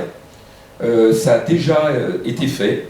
On a retiré à Taïwan son droit de siéger en 1971, puisqu'il s'agissait de filer le siège à la République populaire de Chine. C'est lorsque Mao et Nixon se sont rapprochés. On a retiré, alors c'était pas en tant que membre permanent, c'était en tant que membre tournant. Il y en a 5 qui sont permanents, puis il y en avait 6 qui tournaient, maintenant il y en a 10. On a retiré l'Afrique du Sud pour cause d'apartheid en 1974. Donc techniquement c'est possible, mais ça ne se fera pas parce qu'il y a la Chine. Et la Chine brandira son droit de veto. Donc en réalité c'est plutôt bloqué. Ce qui fait que, de quoi on entend parler depuis maintenant 1 an et demi, c'est l'OTAN. L'OTAN, en 2017, Trump disait l'OTAN c'est fini, c'est obsolète. Vous savez, il était dans cette dynamique de repli, plutôt isolationniste, protectionniste, et donc il en avait marre de dépenser de l'argent pour la défense des Européens. Et Macron, en 2019, il avait parlé, je ne sais pas si vous vous souvenez de cette expression, entre guillemets, de mort cérébrale. À propos de l'OTAN, il avait dit l'OTAN est en état de mort cérébrale. Alors là, force est de constater que grâce au maître du Kremlin, eh bien, l'Alliance Atlantique est relancée. Depuis avril, l'OTAN compte un 31e État membre avec la Finlande, et on n'attend plus que la signature d'Erdogan pour la Turquie, pour que la Suède devienne, autre État neutre, après la Finlande, de l'État qui abandonne leur neutralité. Donc, deviennent le 32e membre de l'OTAN. Pour le moment, Erdogan fait petite surenchère là-dessus, mais d'après ce que j'ai cru comprendre, il allait bientôt lâcher cette affaire et la Suède deviendra le 32e membre. Alors la Finlande, ça peut faire rire, parce qu'on se dit, en Finlande, il n'y a pas beaucoup, il y a le Père Noël, mais il ne se passe pas grand-chose. La Finlande, ils sont crispés par rapport à la Russie. Ils ont toujours été crispés, ils ont une mauvaise histoire en commun. Il y a 300 000 soldats et 800 000 réservistes. La Finlande, c'est un peu comme Israël. C'est un État qui est en état de, je ne sais pas dire de guerre permanent, mais qui est sur la défensive en permanence. C'est presque 1 million de personnes mobilisables, hommes et femmes finlandaises, une bonne partie de la population. Et d'ailleurs, en septembre, il y a eu un exercice collectif des côtes du Nord, en mer Baltique, de l'OTAN. 30 navires de guerre, des milliers de personnels, et ça s'est déroulé, comme par hasard, au large des côtes de l'Estonie et de la Lettonie. Ça, c'est l'OTAN qui montre ses muscles à portée visuelle de Saint-Pétersbourg à vue immédiate des Russes. La mer Baltique, qui a toujours été quand même plutôt considérée comme une mer tranquille, est en train donc de se militariser. Il y a pas mal de documentaires sur Arte ces derniers temps sur la militarisation de la Baltique. Est-ce que l'élargissement de l'OTAN, c'est catastrophique pour la Russie? Ça dépend. Pas forcément. Vous pouvez intégrer l'OTAN à la manière, on va dire, de la Pologne, et vous considérez comme un avant-poste de la civilisation face à la barbarie. C'est un petit peu, je caricature, la façon de voir des Polonais vis-à-vis des Russes. Ou alors, vous pouvez intégrer l'OTAN en ayant en tête de combiner l'adhésion à l'OTAN au maintien à la recherche de compromis avec Moscou. Et c'est plutôt la position que défendent les pays scandinaves, comme le Danemark ou la Norvège. Alors pour le moment, les deux options sont ouvertes, sont sur la table. Il est clair que plus la guerre durera, plus le scénario de membres de l'OTAN sur le flanc Est et Nord radicaux l'emportera. Si la guerre se finit, ou si on arrive à conclure un cessez-le-feu, on aura peut-être des nouveaux membres de l'OTAN qui seront un petit peu plus conciliants avec Moscou. Dernier élément que je voudrais évoquer, c'est, et j'élargis la focale, est-ce qu'on n'irait pas à nouveau vers des relations à l'échelle, cette fois-ci planétaire, qui nous rappelleraient celle de la guerre froide? C'est-à-dire qu'on n'aurait plus bloc américain, occidental, contre bloc soviétique, bloc communiste, mais grosso modo, Occident toujours versus pays émergents. Alors il y a deux sommets récents qui peuvent nous aider à répondre à cette question. Est-ce que l'avenir sera sur une guerre froide, pays émergents groupés autour de la Chine, face à Occident groupé autour des États-Unis? Le 24 août s'est achevé le 15e sommet des pays émergents, et là il y a une annonce un petit peu retentissante qui a été faite, c'est que les BRICS, on parle des BRICS depuis 2001, c'est un terme qui avait été forgé par un économiste de chez Goldman Sachs, et c'est devenu un forum depuis 2007 ou 2008 je crois. Donc Brésil, Russie, Inde, Chine, Afrique du Sud se rencontrent chaque année, et les 5 chefs d'État discutent de projets communs. À partir de 2024, il y aura 6 nouveaux pays. Donc on va passer de BRICS à 5, à BRICS à 11. Et pas n'importe lesquels. On va intégrer l'Arabie Saoudite, les Émirats Arabes Unis, l'Iran, 3 pays du Moyen-Orient, l'Égypte, l'Éthiopie, je bascule sur l'Afrique, mais en réalité on est encore presque sur le Moyen-Orient. Et puis je crois qu'ils rajoutent, c'est quoi le dernier? C'est l'Argentine. Alors, ce nouvel ensemble, c'est largement plus de 50% de la population de la planète, et c'est plus du tiers du PIB de la planète. Donc c'est vraiment une force de frappe qui est importante, et on peut éventuellement, avec une force de frappe pareille, peser sur le système international, puisque vous savez que la Chine souhaiterait bien renverser la gouvernance que l'Occident a mis en place pour la planète, et lui substituer une gouvernance différente, pourquoi pas une gouvernance chinoise.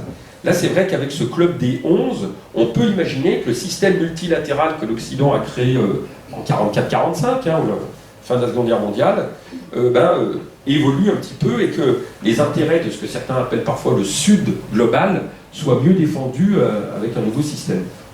Maintenant, faire un front anti-américain et anti-occidental, c'est loin d'être fait. New Delhi n'est pas du tout sur la même ligne que Pékin. L'Inde n'est pas du tout sur la même longueur d'onde que la Chine. Il y a des contentieux très importants entre eux, hein, frontaliers, une querelle d'ego pour avoir le leadership en Asie, économique. C'est loin d'être fait que ces deux pays s'entendent. Brasilia, c'est aussi une autre façon de voir les choses. Donc, empiler les BRICS, ça ne fait pas une maison commune. Hein, c'est un jeu de mots que j'ai trouvé. Ça ne créera pas un succès. Je ne l'ai pas inventé, j'ai trouvé sur Internet. Autre réunion qui est, et je m'arrêterai là-dessus, hein, le dernier G20, ça tourne. La dernière fois, c'était Narendra Modi à New Delhi qui a, début septembre, accueilli les 18 autres États, et puis le 20e siège, c'est le siège de l'Union européenne. Ce n'est pas un État, mais il fait partie du G20. Alors, la déclaration finale, elle est plutôt pro-russe. Elle est plutôt pro-russe. En tout cas, elle est marquée par la volonté de ménager la Russie. Ça ne correspond pas du tout au point de vue des Occidentaux. Hein, ça ne reprend pas le point de vue des Occidentaux. Toutefois, partir de ça pour dire que, grosso modo, parce que les pays émergents sont majoritaires un petit peu dans le G20 maintenant, hein, il y a le G7, ça c'est les pays émergés depuis longtemps. Quand on est passé de G7 à G20, les pays qu'on rajoute, c'est avant tout des pays émergents. Hein. Faire de cette déclaration un élément pour dire, bon bah, le G20, clairement, a pris position pour Poutine face à l'Ukraine, non. La priorité de ces pays émergents, c'est toujours le business. C'est les affaires d'abord, c'est l'économie et le business avant la politique. Je l'ai déjà dit à propos de la Chine, c'est pareil pour l'Inde, c'est pareil pour le Brésil, c'est pareil pour ces grosses économies du Sud. Elles n'ont pas intérêt, pas pour le moment en tout cas, à s'aliéner l'Europe et à s'aliéner les États-Unis. Elles en sont trop dépendantes comme clients, comme acheteurs. Donc, à l'heure actuelle, hein, je ne sais pas ce que ça pourra donner à l'avenir, mais l'idée d'une renaissance d'une guerre froide avec deux grands blocs, elle n'est pas réaliste. L'idée de blocs fondés sur l'idéologie, ce qui était le cas de la première guerre, de la guerre froide 47-91, de blocs hermétiques, clairement délimités. Ce n'est pas un scénario d'avenir probable pour le moment. Aujourd'hui, les alliances, elles sont assez fluctuantes, elles bougent. Hein. C'est plutôt des pôles poreux qui évoluent au gré des circonstances. Quand vous regardez par exemple ce qui se passe dans une zone qui va devenir de plus en plus cruciale, c'est la zone Indo-Pacifique, où il va se passer beaucoup de choses désormais. Hein. Dans cette zone Indo-Pacifique, on a les dispositifs américains, AUKUS par exemple, hein, il y a l'Australie, Royaume-Uni et États-Unis, il y a les dispositifs type Nouvelle Route de la Soie, chinois, il y a les dispositifs indiens, et il y a des pays qui font partie des trois dispositifs à la fois, hein, ou deux des trois dispositifs à la fois. Donc voilà, c'est un petit peu, qu'est-ce que tu as à me proposer, je viens chez toi, mais une fidélité d'alliance, non. Voilà, je crois que j'ai suffisamment parlé, peut-être même trop parlé.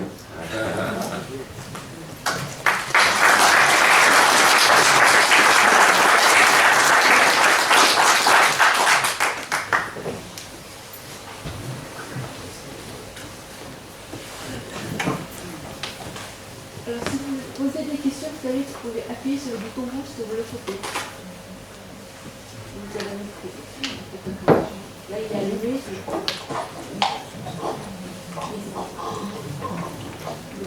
Si vous n'ouvrez pas de question, écoutez les interprètes.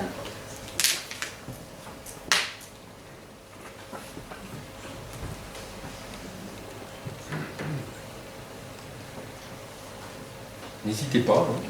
Moi j'ai une question.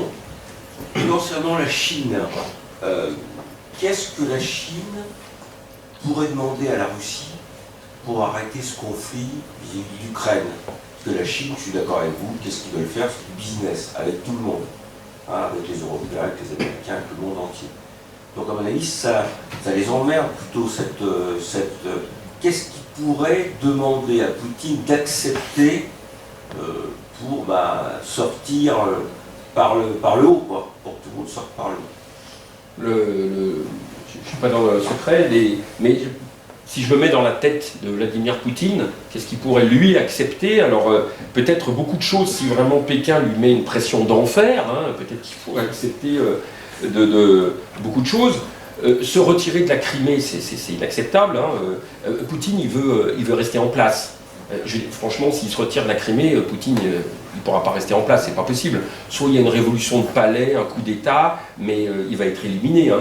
Donc, se retirer du Donbass, où ils sont depuis, ou de la Crimée, hein, où ils sont depuis 2014, ça c'est les accords de Minsk, je ne vois pas comment Poutine pourrait accepter de lâcher ça. Je ne sais pas si c'est signé son arrêt de mort, mais en tout cas, il perd le pouvoir et peut-être il perd la vie. Hein. Après, est-ce que les Chinois, en mettant une grosse pression, peuvent lui dire « Bon, tu sauves la face, on va dire opération nulle, hein, tu n'es pas allé au-delà, mais tu n'as pas reculé », peut-être que ça c'est envisageable. En tout cas, le projet de Poutine, à minima, celui de, grosso modo, recouvrir toute la partie est et sud, la partie russophone, un peu à l'est du Dniepr, là, et puis tout le littoral de la mer Noire. Rien que ça, ça paraît hors d'atteinte aujourd'hui, hein, ça paraît hors d'atteinte. Et alors là, l'ambition impériale qu'on lui prête, et qui est réelle, hein, quand j'avais fait ma première intervention il y a un an, c'était pas sur entre guillemets, la chronique du conflit, c'était sur les origines du conflit. Et donc j'avais développé quatre points là, mais qui avaient comme dénominateur commun le nationalisme, hein, l'ultranationalisme russe, une petite pointe d'orthodoxie là-dedans religieuse, la volonté de renouer avec la nostalgie impériale, hein, le culte de la force, la conviction ancrée que l'Ukraine c'est la Russie, que c'est l'ambition impériale, elle existe au départ, elle semble totalement surréaliste maintenant, et même, je vous ai montré le plan de partition de 2018, hein, un projet de 2018, rien que ça, actuellement ça paraît surréaliste. Si je dois vraiment vous répondre sans être spécialiste de ça, je dirais que la Chine pourrait, que Xi Jinping pourrait dire à Poutine, bon, on va essayer de négocier, et il faut que la Chine se retrousse les manches, hein, débarque vraiment maintenant sur la scène diplomatique ce qu'elle rechigne à faire, hein, on le voit bien, quoi. Mais si vraiment elle décide de se mêler des affaires du monde, eh bien, éventuellement, peut-être faire accepter par Poutine, tu gardes la Crimée, Zelensky ne voudra pas, hein, les Ukrainiens ne voudront pas, tu gardes Donbass, et puis on gèle comme ça, quoi. Donc, un coup pour rien, hein, une guerre pour rien, si j'ose dire. Les accords de Minsk, alors, de 2014, c'était du bluff. C'était complètement artificiel, puisque ni l'un ni l'autre ont respecté. Ni l'un ni l'autre, c'est-à-dire... L'Ukraine et la Russie n'ont jamais... C'est geler une situation à un moment, mais évidemment, c'est une pause avant de repartir de l'avant. Hein. C'est un peu ce que nous on dit aux élèves à propos de la guerre froide. Quand Khrouchtchev dit on va se limiter à une compétition pacifique. Lorsque Brejnev, en 1972, signe les accords SALT, de limitation de l'armement stratégique, c'est-à-dire on ne va pas détruire ce qu'on a, mais on ne construit plus de nouvelles têtes nucléaires. On voit bien que tout ça c'est du bluff. Il y a les accords d'Helsinki aussi là, en 1975, et on voit bien, nous on le montre aux élèves, hein, que effectivement le stock américain stagne, mais parce qu'il était déjà très haut, hein, ils avaient déjà 20 ou 25 000 têtes nucléaires. Par contre, le stock russe, il ne cesse d'augmenter. Il augmente sous Khrouchtchev et il augmente même après la signature en 1972 des accords SALT par Léonid Brejnev. Et ça passe, au milieu des années 80, au moment où la guerre froide s'arrête, je crois qu'il y a 40 000 têtes nucléaires chez les soviétiques. Donc bien sûr que c'est du bluff. Les accords de Minsk, c'est du bluff. Ça va pas... C'est une solution intermédiaire, on récupère, puis on va se relancer. La détente, ce qu'on a appelé à tort la détente entre 62 et 75, on se serait fait très peur à Cuba, du coup on s'est détendu, et puis après ça va se retendre à la fin des années 70, parce que les Russes pensent, les Soviétiques pensent qu'ils sont supérieurs aux Américains. Il n'y a pas de détente en réalité. Et chacun des deux construit des armes, surtout les Russes, et puis on se bat, on continue de se battre. Il y a la guerre du Vietnam, la guerre, on parlait d'Israël, la guerre des 6 jours. Il y a les Américains derrière Israël, il y a les Russes derrière les pays arabes. Donc on se bat par un pays tiers interposé, quoi.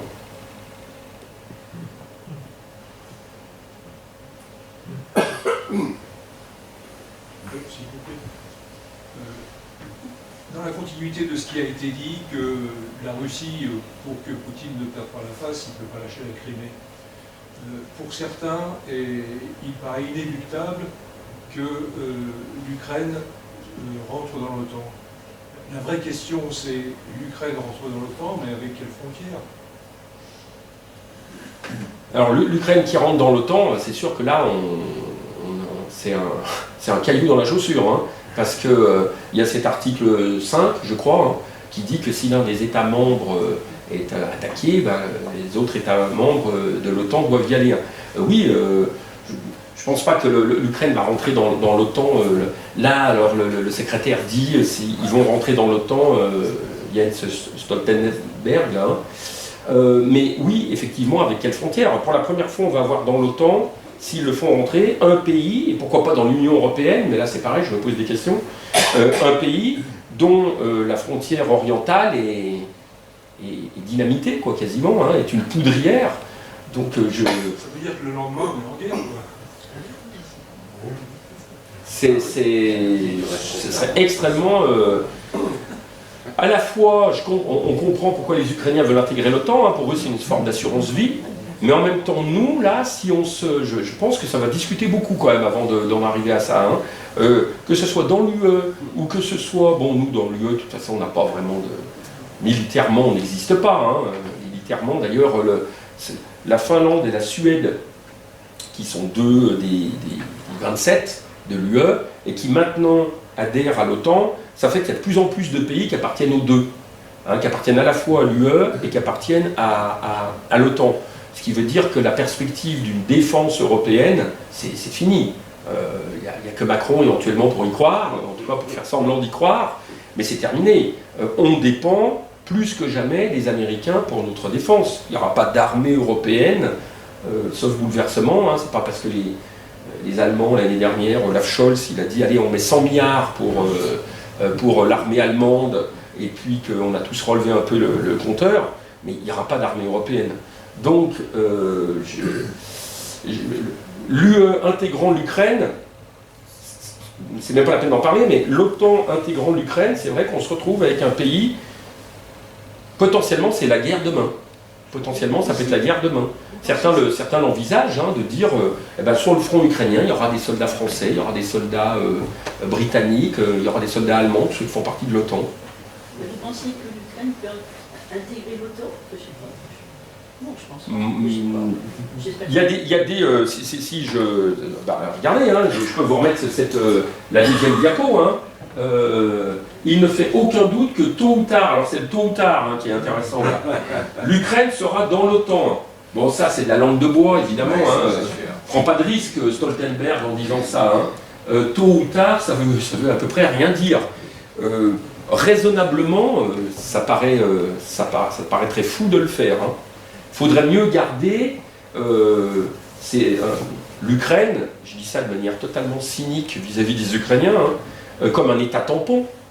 De toute façon, c'est ça qu'il veut Poutine. Il veut neutre. Voilà. Alors, neutre et disons pas trop démocratique non plus, pour pas que ça le contamine.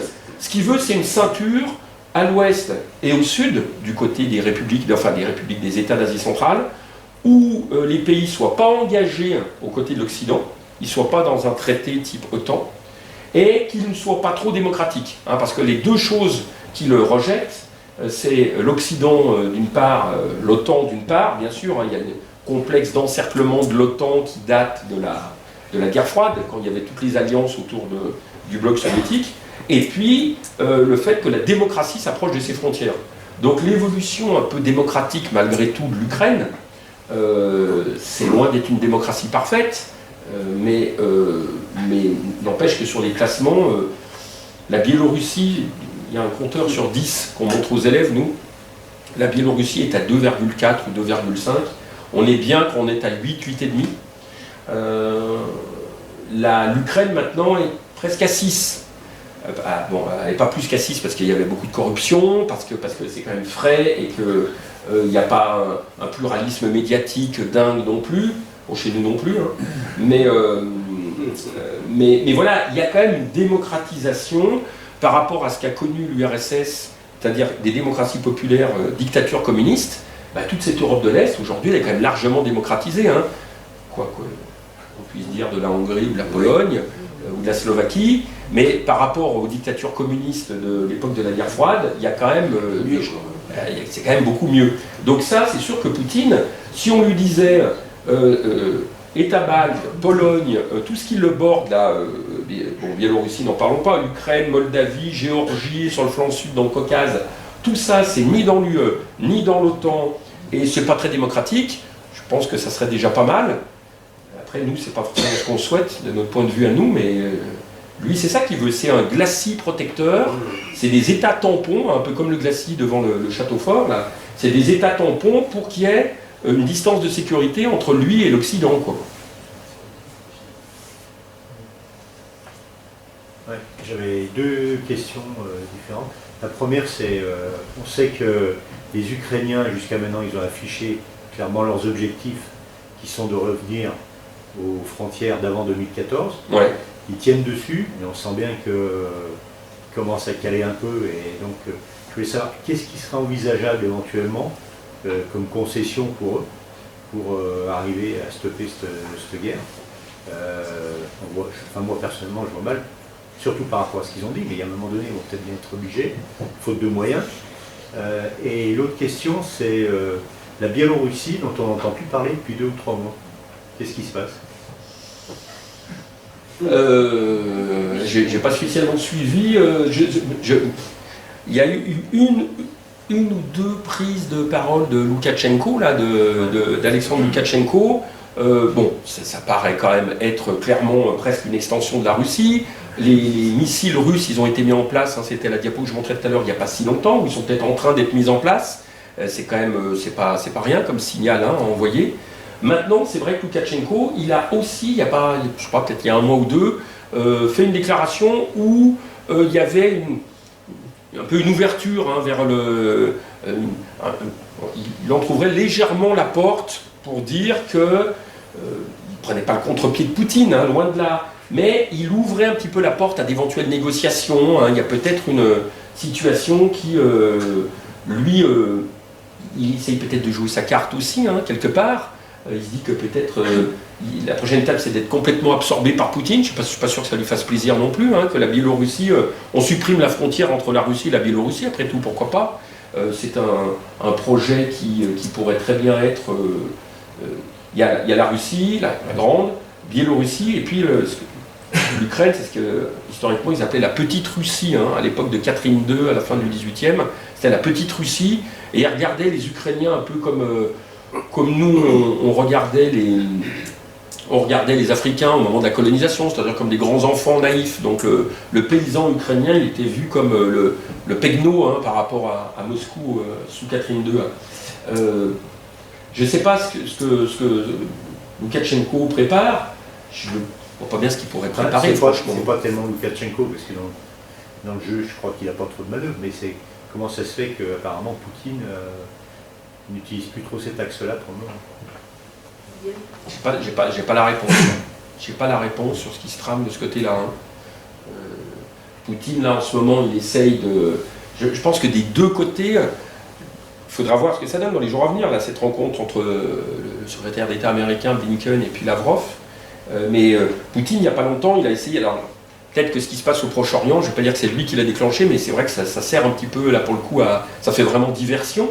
Hein, vous voyez, nous, dans les médias, on ne parle plus du tout de ce qui se passe en Ukraine, presque plus, beaucoup moins en tout cas. Ça fait diversion, ça peut faire diversion aussi sur l'aide apportée par les Occidentaux. À Washington, au Congrès, ils se posent des questions. Hein. Biden, il met la pression pour que les congressistes maintiennent le même niveau d'engagement aux côtés de Kiev et puis débloquent une enveloppe pour Tel Aviv à côté.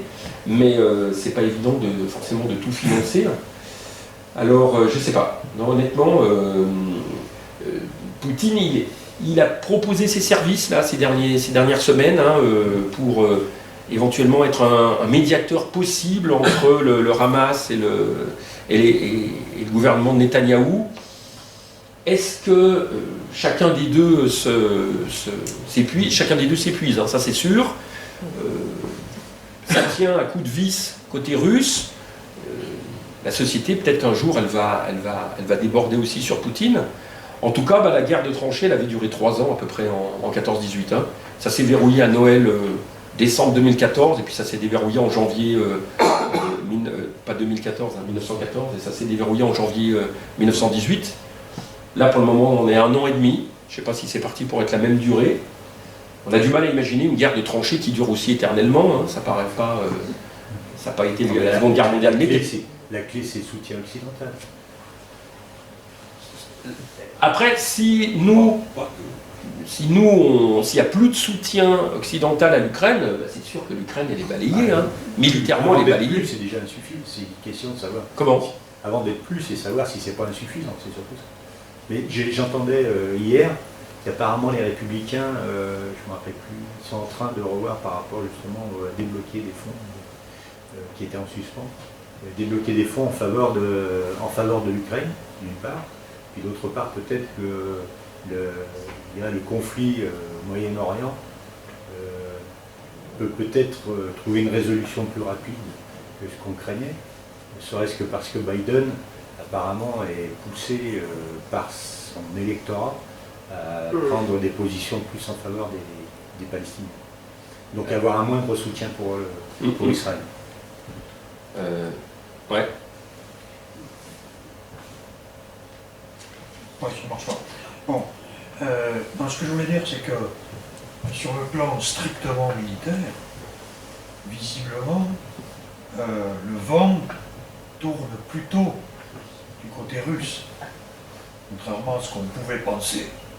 Il y a 1 an, par exemple, la contre-offensive, cette fameuse grande contre-offensive ukrainienne, c'est quand même un échec total.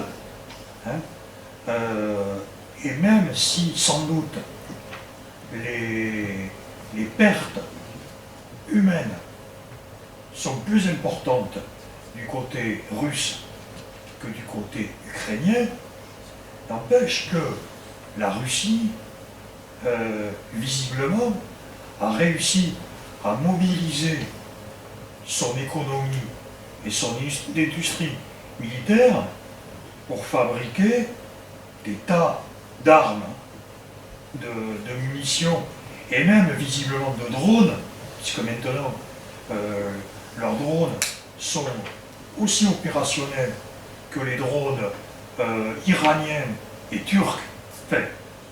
En tout cas les drones iraniens qui s'utilisaient jusqu'à présent. Visiblement, ils sont en train de développer et réussir à développer un minimum d'armement pour maintenir cette guerre. Et d'autre part, l'aide à l'Ukraine, elle est quand même très en déclin. L'Europe qui s'est mobilisée pour l'Ukraine, pour envoyer des avions, des chars, etc., aujourd'hui, dans tout un tas de pays, eh bien, ça cale, on n'arrive plus. Sans compter le fait que des pays basculent aujourd'hui dans un populisme et un nationalisme anti-européen, et donc sont plutôt favorables à Poutine que à Zelensky. Et la dernière chose qui, à mon avis, est la plus importante, c'est ce qui se passe aux États-Unis. Parce que, évidemment, le principal soutien de l'Ukraine, c'est les États-Unis. Et effectivement, il y a le conflit du Moyen-Orient, les problèmes de Biden avec le Congrès, mais surtout, il y a les élections américaines qui vont avoir lieu l'année prochaine. C'est ça. Et donc, Biden est obligé de ménager la chèvre le chou, et si jamais Trump passait l'année prochaine, là, je crois que les Ukrainiens auraient beaucoup de soucis à se faire. C'est ce que vous confirmez, on est sur la même longueur d'onde. Hein. Je disais dès le départ que là, l'Amérique désormais a deux, enfin même plus que deux, parce que finalement quand on regarde bien, là en ce moment, ils doivent éventuellement se partager entre soutenir l'Ukraine, et puis il faut aussi soutenir, intervenir au Proche-Orient. Normalement c'est plutôt soutenir Israël, même si la position peut un petit peu évoluer. Mais au départ, c'est ni l'un ni l'autre. Il y a encore quelques années sous Obama, la priorité stratégique, jusqu'à ce qui se passe, ce qui s'est passé l'année dernière en Ukraine, c'était pas du tout ni le Moyen-Orient, c'est plus le Moyen-Orient, hein, ils s'y sont suffisamment grillés avec George W. Bush, je crois que le Moyen-Orient, ils en ont soupé, du Moyen-Orient, et puis maintenant en plus ils sont moins dépendants, hein, ils ont du pétrole de schiste, du gaz de schiste, donc ils sont moins dépendants. L'Ukraine, bon bah, ils s'occupaient plus de la Russie à proprement parler, eux, c'est l'Asie-Pacifique, quoi, hein. C'est la Chine, c'est la zone Indo-Pacifique et c'est Taïwan. Donc Obama, il avait commencé à faire pivoter, hein, c'est ce qu'on appelle le pivot vers l'Asie, là, entre 2009 et 2016, quand il a fait ses 2 mandats, et c'est-à-dire déplacer des forces, en retirer des bases militaires au Moyen-Orient, en retirer des bases militaires américaines en Europe, pour les redéployer sur le théâtre. Hein. Ils ont des bases au Japon, aux Philippines, à Singapour, évidemment en Australie, j'en oublie. Et donc il y a de quoi faire une espèce de containment, hein, comme faisait Truman au début, d'endiguement de l'expansionnisme chinois. C'est ce qu'on entend parler en mer de Chine, hein, contenir l'expansionnisme chinois dans le Pacifique. C'était ça normalement le théâtre d'opération. Hein. Aujourd'hui, la 7e flotte américaine qui est basée à Okinawa, là au Japon, hein, c'est de loin la plus grosse des flottes américaines. Hein. Il n'y a pas, je crois qu'il y a sur les 11 porte-avions, il doit y en avoir 3 qui sont là-bas, parce que la priorité avec Obama, c'était la Chine. Maintenant, ben voilà, du coup, depuis qu'il y a l'Ukraine et maintenant qu'il y a à nouveau le Proche-Orient, ça contrarie ce pivot stratégique qui était le pivot stratégique américain. Mais c'est sûr que là, ils ne savent plus où donner de la tête, quelque part. Et il y a un moment, moi, après, si vraiment on regarde les forces profondes, on pourrait dire que peut-être au XXIe siècle, on va retrouver ce qui a été la normalité pendant des millénaires, c'est-à-dire que ce n'est pas l'Occident qui domine le monde, quoi. Hein. Nous, alors, l'Europe domine depuis 5 siècles, hein, depuis 1500 grosso modo, après les États-Unis au XXe, mais la normalité, c'est quoi? C'est que ce soit l'Asie qui domine le monde. Jusqu'en 1820, les 2 premiers PIB de la planète, c'est la Chine et l'Inde. Quand il n'y a pas de machine, avant la révolution industrielle, qui c'est qui produit plus de richesses? Là où il y a plus de gens. Donc la Chine et l'Inde ont été les premiers producteurs de richesses de l'Antiquité à 1820. Et en 1820, le Royaume-Uni passe devant. Et puis après, il décroche. Et en plus, on les envahit, on les colonise. Donc double humiliation. Mais quelque part, pour des pays qui aujourd'hui ont 1,4 milliard d'habitants, hein, et qui en plus, techniquement, pour la Chine c'est clair, pour l'Inde, je pense que ça va se mettre en place aussi, même s'il y a encore 700 millions de pauvres. Hein. La logique voudrait que ces pays qui auront bien à peu près la même technologie que nous, hein, et qui sont 4 fois plus nombreux que les Américains et 20 fois plus nombreux que les Français, aient le leadership, retrouvent le leadership au XXIe siècle. C'est pas forcément grave, ça dépend des relations qu'on a et comment fonctionnent les relations internationales, c'est pas forcément dramatique. Hein. Là, aujourd'hui, moi vraiment, si on me demandait mon avis sur la capacité des États-Unis, alors ils se sont déjà réinventés, hein, ils ont réinventé l'économie dans les années 90, hein, la Silicon Valley a inventé le paradigme dans lequel on vit aujourd'hui. Il va y avoir beaucoup d'Indiens, beaucoup de Chinois aussi, hein, qui ont de la matière grise et qui sont capables dans les décennies et dans le siècle à venir de faire beaucoup de choses. Donc moi, la logique voudrait que ça bascule vers Nous, en géo, on parle de l'œuf asiatique. Ça part du Japon, de la Chine, puis ça descend jusqu'à l'Asie du Sud-Est. Il y a beaucoup de monde et ça prend l'Inde. Ça fait une espèce de ballon de rugby là, qui va de l'Asie du Nord-Est jusqu'à l'Inde. Et puis n'oublions pas, il y a 700 millions d'habitants en Asie du Sud-Est. L'Indonésie, les Philippines, le Vietnam, le Cambodge, la Malaisie, tout ça, ça fait beaucoup, beaucoup de monde. Pourquoi ce ne serait pas eux qui soient les grosses masses économiques, pas seulement démographiques, dans le siècle à venir? On n'entend pas parler des armées de l'air. Est-ce qu'elles n'interviennent pas en Ukraine? L'armée de l'air, vous voulez dire l'armée de l'air russe ou ukrainienne? Ils n'ont pas d'avion, les Ukrainiens? Ils ont des avions russes. Ils ont des avions russes qu'ils ont un peu dépoussiérés pour les faire voler. Et puis après, on leur a livré. Alors nous, on leur a rien livré, mais les Américains leur ont livré quelques. Mais ça arrive lentement. J'ai pas l'impression. Au tout début, on voyait les opérations. En fait, on voyait les opérations aériennes russes le premier mois, et les hélicoptères et les avions russes. Et puis depuis, on voit surtout des drones. C'est vrai qu'on n'a pas vu. On voit des drones, mais on ne voit pas d'avions. Est-ce que, côté ukrainien, clairement, ils en manquent? Et côté russe, est-ce qu'ils en ont tant que ça? Je ne suis pas sûr. Surtout qu'ils ont peur de se faire descendre par les Ukrainiens, parce que c'est ce qui leur est arrivé quand même. Les Ukrainiens, ils connaissent les systèmes. C'est quand même, c'est des avions. Ils ne sont pas performants. L'aviation russe, elle est vieillissante, très vieillissante. Ils n'ont pas de modèles récents qui peuvent contrecarrer les modèles américains. Mais les modèles américains, il y a 35 et tout ça, ils ne sont pas sur le front ukrainien. Par contre, les Américains ont fourni de la DCA, enfin des missiles. Des batteries anti-missiles. Auxquels la flotte aérienne russe n'est pas capable de résister à leur attaque. Je pense qu'il ne se passe pas grand-chose dans les airs. Les drones, bien sûr, les drones, c'est les armes des pauvres en fait. Mais les avions, je pense qu'effectivement les Ukrainiens n'en ont pas. Et vous disiez tout à l'heure que l'économie russe était relativement résiliente. C'est vrai, je le disais tout à l'heure, relativement résiliente. Mais l'armée de l'air russe, je pense que c'est la catastrophe.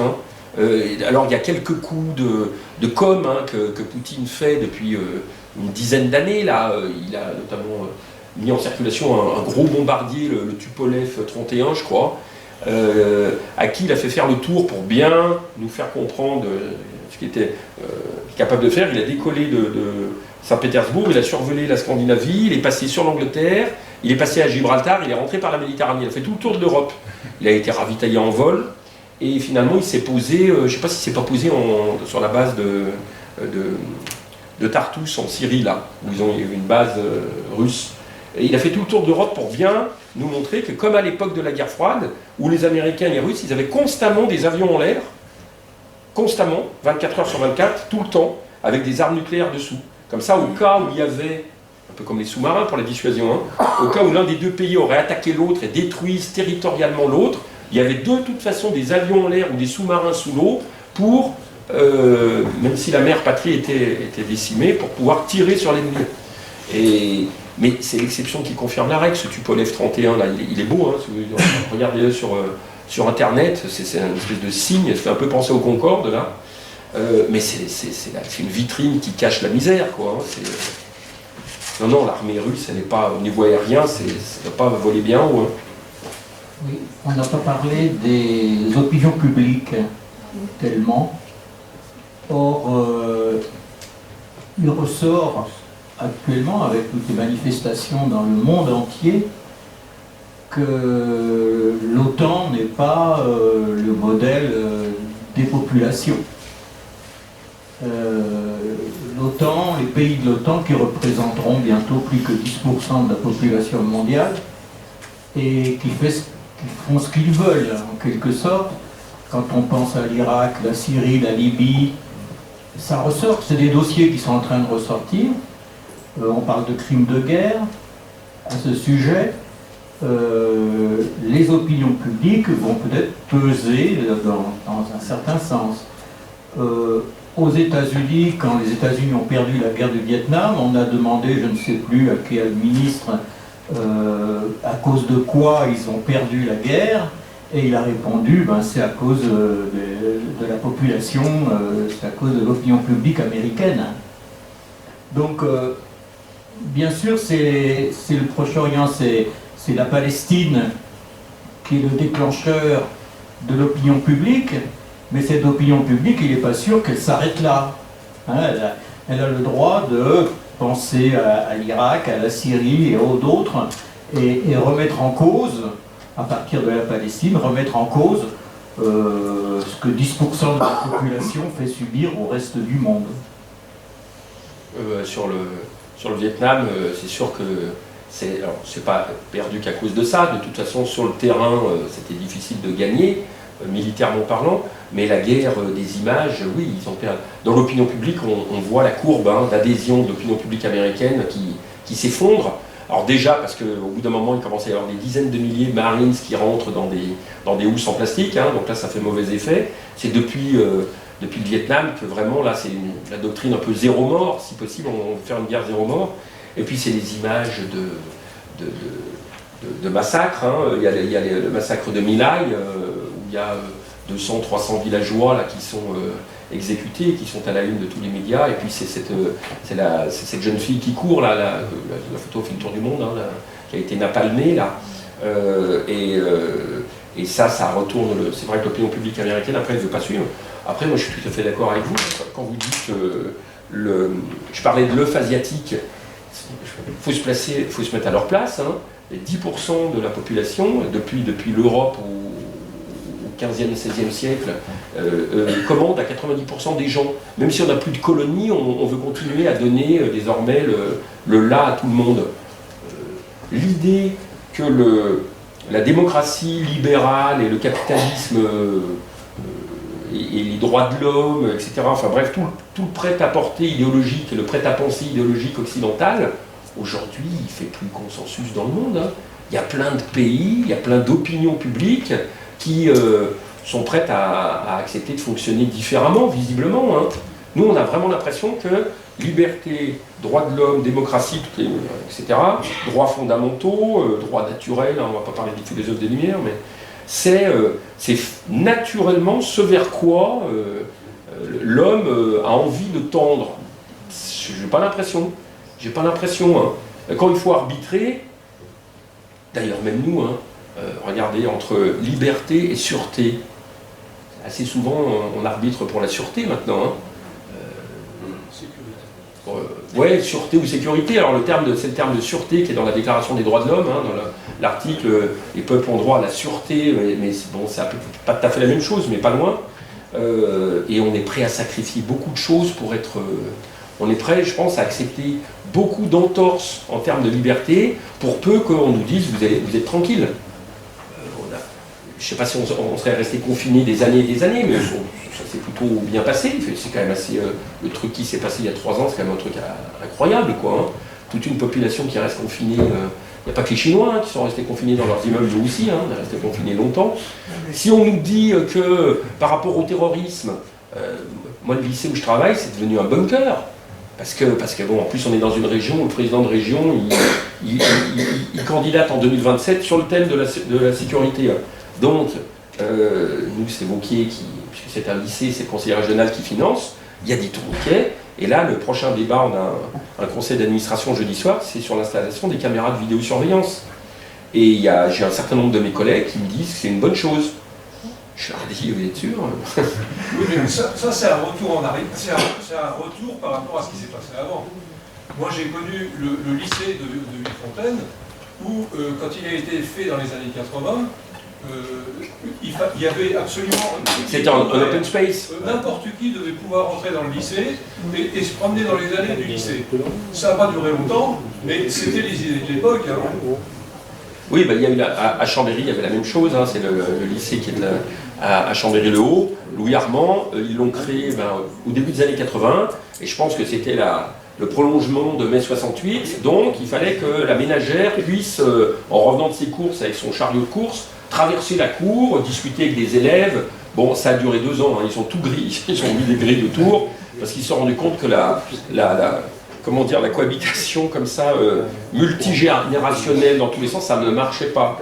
Après, qu'il y ait des grillages pour que il y ait des élèves dedans, mais là, nous, c'est le bunker maintenant. Hein. Donc, il y a des grilles partout, il y a des badges, et là, les caméras de vidéosurveillance. Certains disent même qu'il y a dans les plans du Conseil régional la reconnaissance faciale, puisque visiblement, elle sera autorisée en 2024 dans le cadre des Jeux Olympiques de Paris. Il y aura des caméras avec les logiciels, l'intelligence artificielle de reconnaissance faciale. S'ils la mettent à Paris et dans certains endroits de France, sur les sites olympiques, je ne serais pas étonné qu'ensuite ça se répande un peu plus. Mais tout ça pour dire que, revenir à ce qu'on disait au départ, la Chine, c'est comme l'URSS avant. La Chine, maintenant, elle propose un modèle alternatif au modèle occidental. Il y a le modèle occidental, et puis il y a le modèle chinois, moins de liberté. Il faut accepter d'être dans une société un peu corsetée, mais la prospérité, autre chose. Oui, mais ça paraît évident. Dès lors qu'il y a 1,4 milliard d'habitants, ça ne peut pas se gérer comme 65 millions. C'est clair. Mais là, quand les Chinois ils arrivent et puis qu'ils développent des pays d'Afrique, ils investissent dans les infrastructures, ou en Asie centrale, toutes ces nouvelles routes de la soie, là, depuis une dizaine d'années, le projet de Xi Jinping, c'est les sous, la prospérité, plus de pouvoir d'achat, sortir de la pauvreté, la croissance, développement, mais il ne faut pas être trop exigeant sur les libertés. Enfin, sauf que quand il faut rembourser les dettes, c'est difficile. Pas de la même manière. Oui, non, ça c'est difficile. Il y a le Sri Lanka notamment qui a coulé avec ça. En Europe. Et puis. En Europe. Ils ont sauvé la Grèce, mais peut-être que un jour. La Serbie aussi, ils tiennent la Serbie comme ça. Monténégro. Il y a des soucis quand même.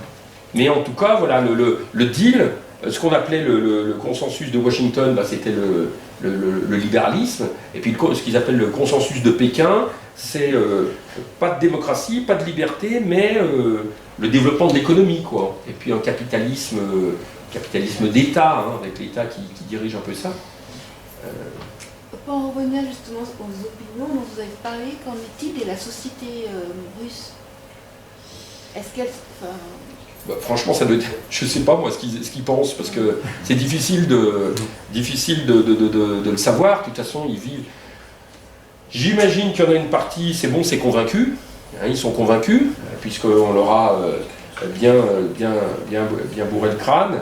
Il y en a qui sont séduits, il y en a qui doivent avoir peur. Et puis, il y en a qui sont partis. Et puis, il y en a peut-être qu'il y en a qui sont partis. Quand on parle du Troisième Reich, on dit qu'il y avait trois choses qui faisaient converger les Allemands derrière Hitler. C'est la trouille, évidemment, de ce qui pouvait leur arriver. C'était la séduction, parce qu'ils étaient convaincus par le bourrage de crâne.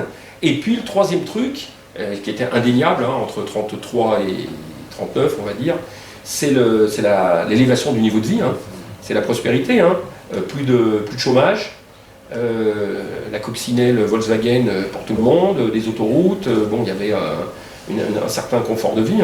Alors là, en Russie, le confort de vie, je ne crois pas trop, je pense pas quand même. La trouille, c'est sûr, le bourrage de crâne, c'est sûr aussi. De ci, de là, on voit bien qu'il y a des craquements, mais est-ce que c'est un phénomène large ou est-ce que c'est très minoritaire? Je ne sais pas. Franchement, là, j'en sais rien. En Russie, ce qu'il faudra peut-être faire, si ça doit être une guerre très longue, c'est par rapport aux opinions, c'est la façon dont ils vont mobiliser les troupes. Parce que pour le moment, c'est vrai qu'ils ont mobilisé en périphérie, on va dire. Donc la société russe en elle-même est peut-être pas bien touchée en tant que telle. Et que s'il va devoir, on sent bien que ça commence à tirailler quand même. S'il doit se mettre à mobiliser de jeunes Russes de la Russie des villes, ça va changer un peu. Oui, c'est vrai que là, il a tiré. Alors, il y a eu Wagner, il y a eu les prisonniers de droit commun, il y a eu les Russes des campagnes, des étrangers. Après, un petit peu les Russes des villes aussi, quand même, malgré tout. D'ailleurs, il y en a quand même plusieurs milliers, je ne vais pas dire dizaines de milliers, mais des milliers qui sont partis à un moment. Il y en a qui vont en traînant les pieds.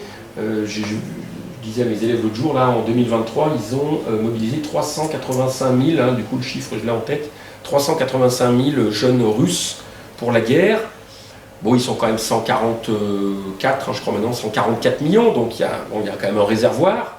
Mais oui, à partir du moment où c'est des Russes des villes, du style des jeunes qui sont partis plutôt pour faire des études, etc., ce qu'il faut les sortir pour les envoyer en Ukraine, là, ça va être peut-être une autre affaire. Hein. Pour le moment, ça tient, mais combien de temps, je ne sais pas.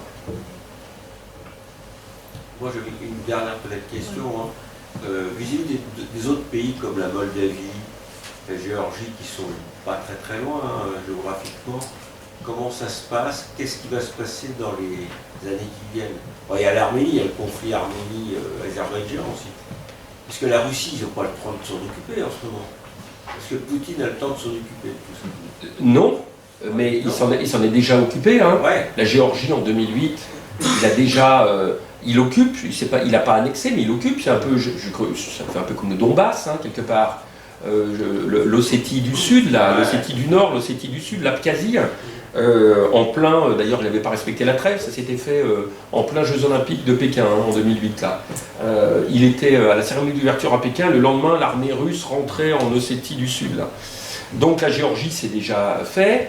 Il a eu l'impression, c'est ça aussi, hein, moi j'expliquais l'année dernière que je n'exonérais pas Poutine de ses responsabilités. Hein. Mais j'expliquais quand même à l'Université populaire à Chambéry que si vraiment on fait l'effort de se mettre dans sa tête, ce qui ne doit pas être très agréable, on peut se dire les révolutions de couleur. Je ne sais pas si vous vous rappelez la révolution orange de 2004 en Ukraine, la révolution en Géorgie, la révolution des roses, je crois, en Géorgie, puis il y en avait une troisième là, qui m'échappe. On sait que il y avait des officines américaines qui étaient à la manœuvre, qu'il y avait des ONG, mais qui étaient des paravents de la CIA et qui étaient à la manœuvre. Derrière Youtchenko en Ukraine, la révolution orange, il y avait la CIA. La révolution des roses en Géorgie en 2007 ou 2008, il y avait la CIA, en 2005 peut-être, il y avait la CIA. Donc, quelque part, la paranoïa, c'est un peu logique qu'il la développe, Poutine. Hein. Après, j'excuse pas ce qu'il fait. Hein, mais... Et donc, si, là en ce moment, comme vous dites, il a autre chose à faire. À l'Ukraine, c'est déjà un gros dossier. Mais dans les scénarios catastrophes, au départ, il y a un an, on pouvait imaginer, bon maintenant c'est difficile, que s'il l'emportait facilement, ça le mettait en confiance en Ukraine, et il pourrait s'attaquer à la Géorgie, à la Moldavie. Alors la Moldavie, en plus, il y a déjà un corridor, la Transnistrie, qui est une espèce de petite languette, là, hein, qui est déjà russe. Oui. Menacé également par la Russie. Oui, clairement, hein. Clairement, ils se sentent menacés. Après, si vraiment ça avait marché très fort en Ukraine, les gens disaient bah, peut-être qu'il va mettre l'armée sur les États baltes ou sur la Pologne. Après tout, ils ont une frontière commune. Là, ça paraît pas réaliste comme ça. Hein. Ça paraît pas réaliste. Bon, après, Poutine, il va pas être éternel non plus. Hein. Il doit avoir. Il n'est pas tout seul, de toute façon. Non, il n'est pas tout seul. Il fait tout ça. Hein. Tout à fait. Il y a une bonne équipe derrière lui. Tout à fait. C'est pas comme d'autres pourraient prendre la relève. Oui. Hein, des ultranationalistes, et voire pire que lui, ça existe aussi en Russie. Hein. Ça existe aussi. Hein. Merci beaucoup.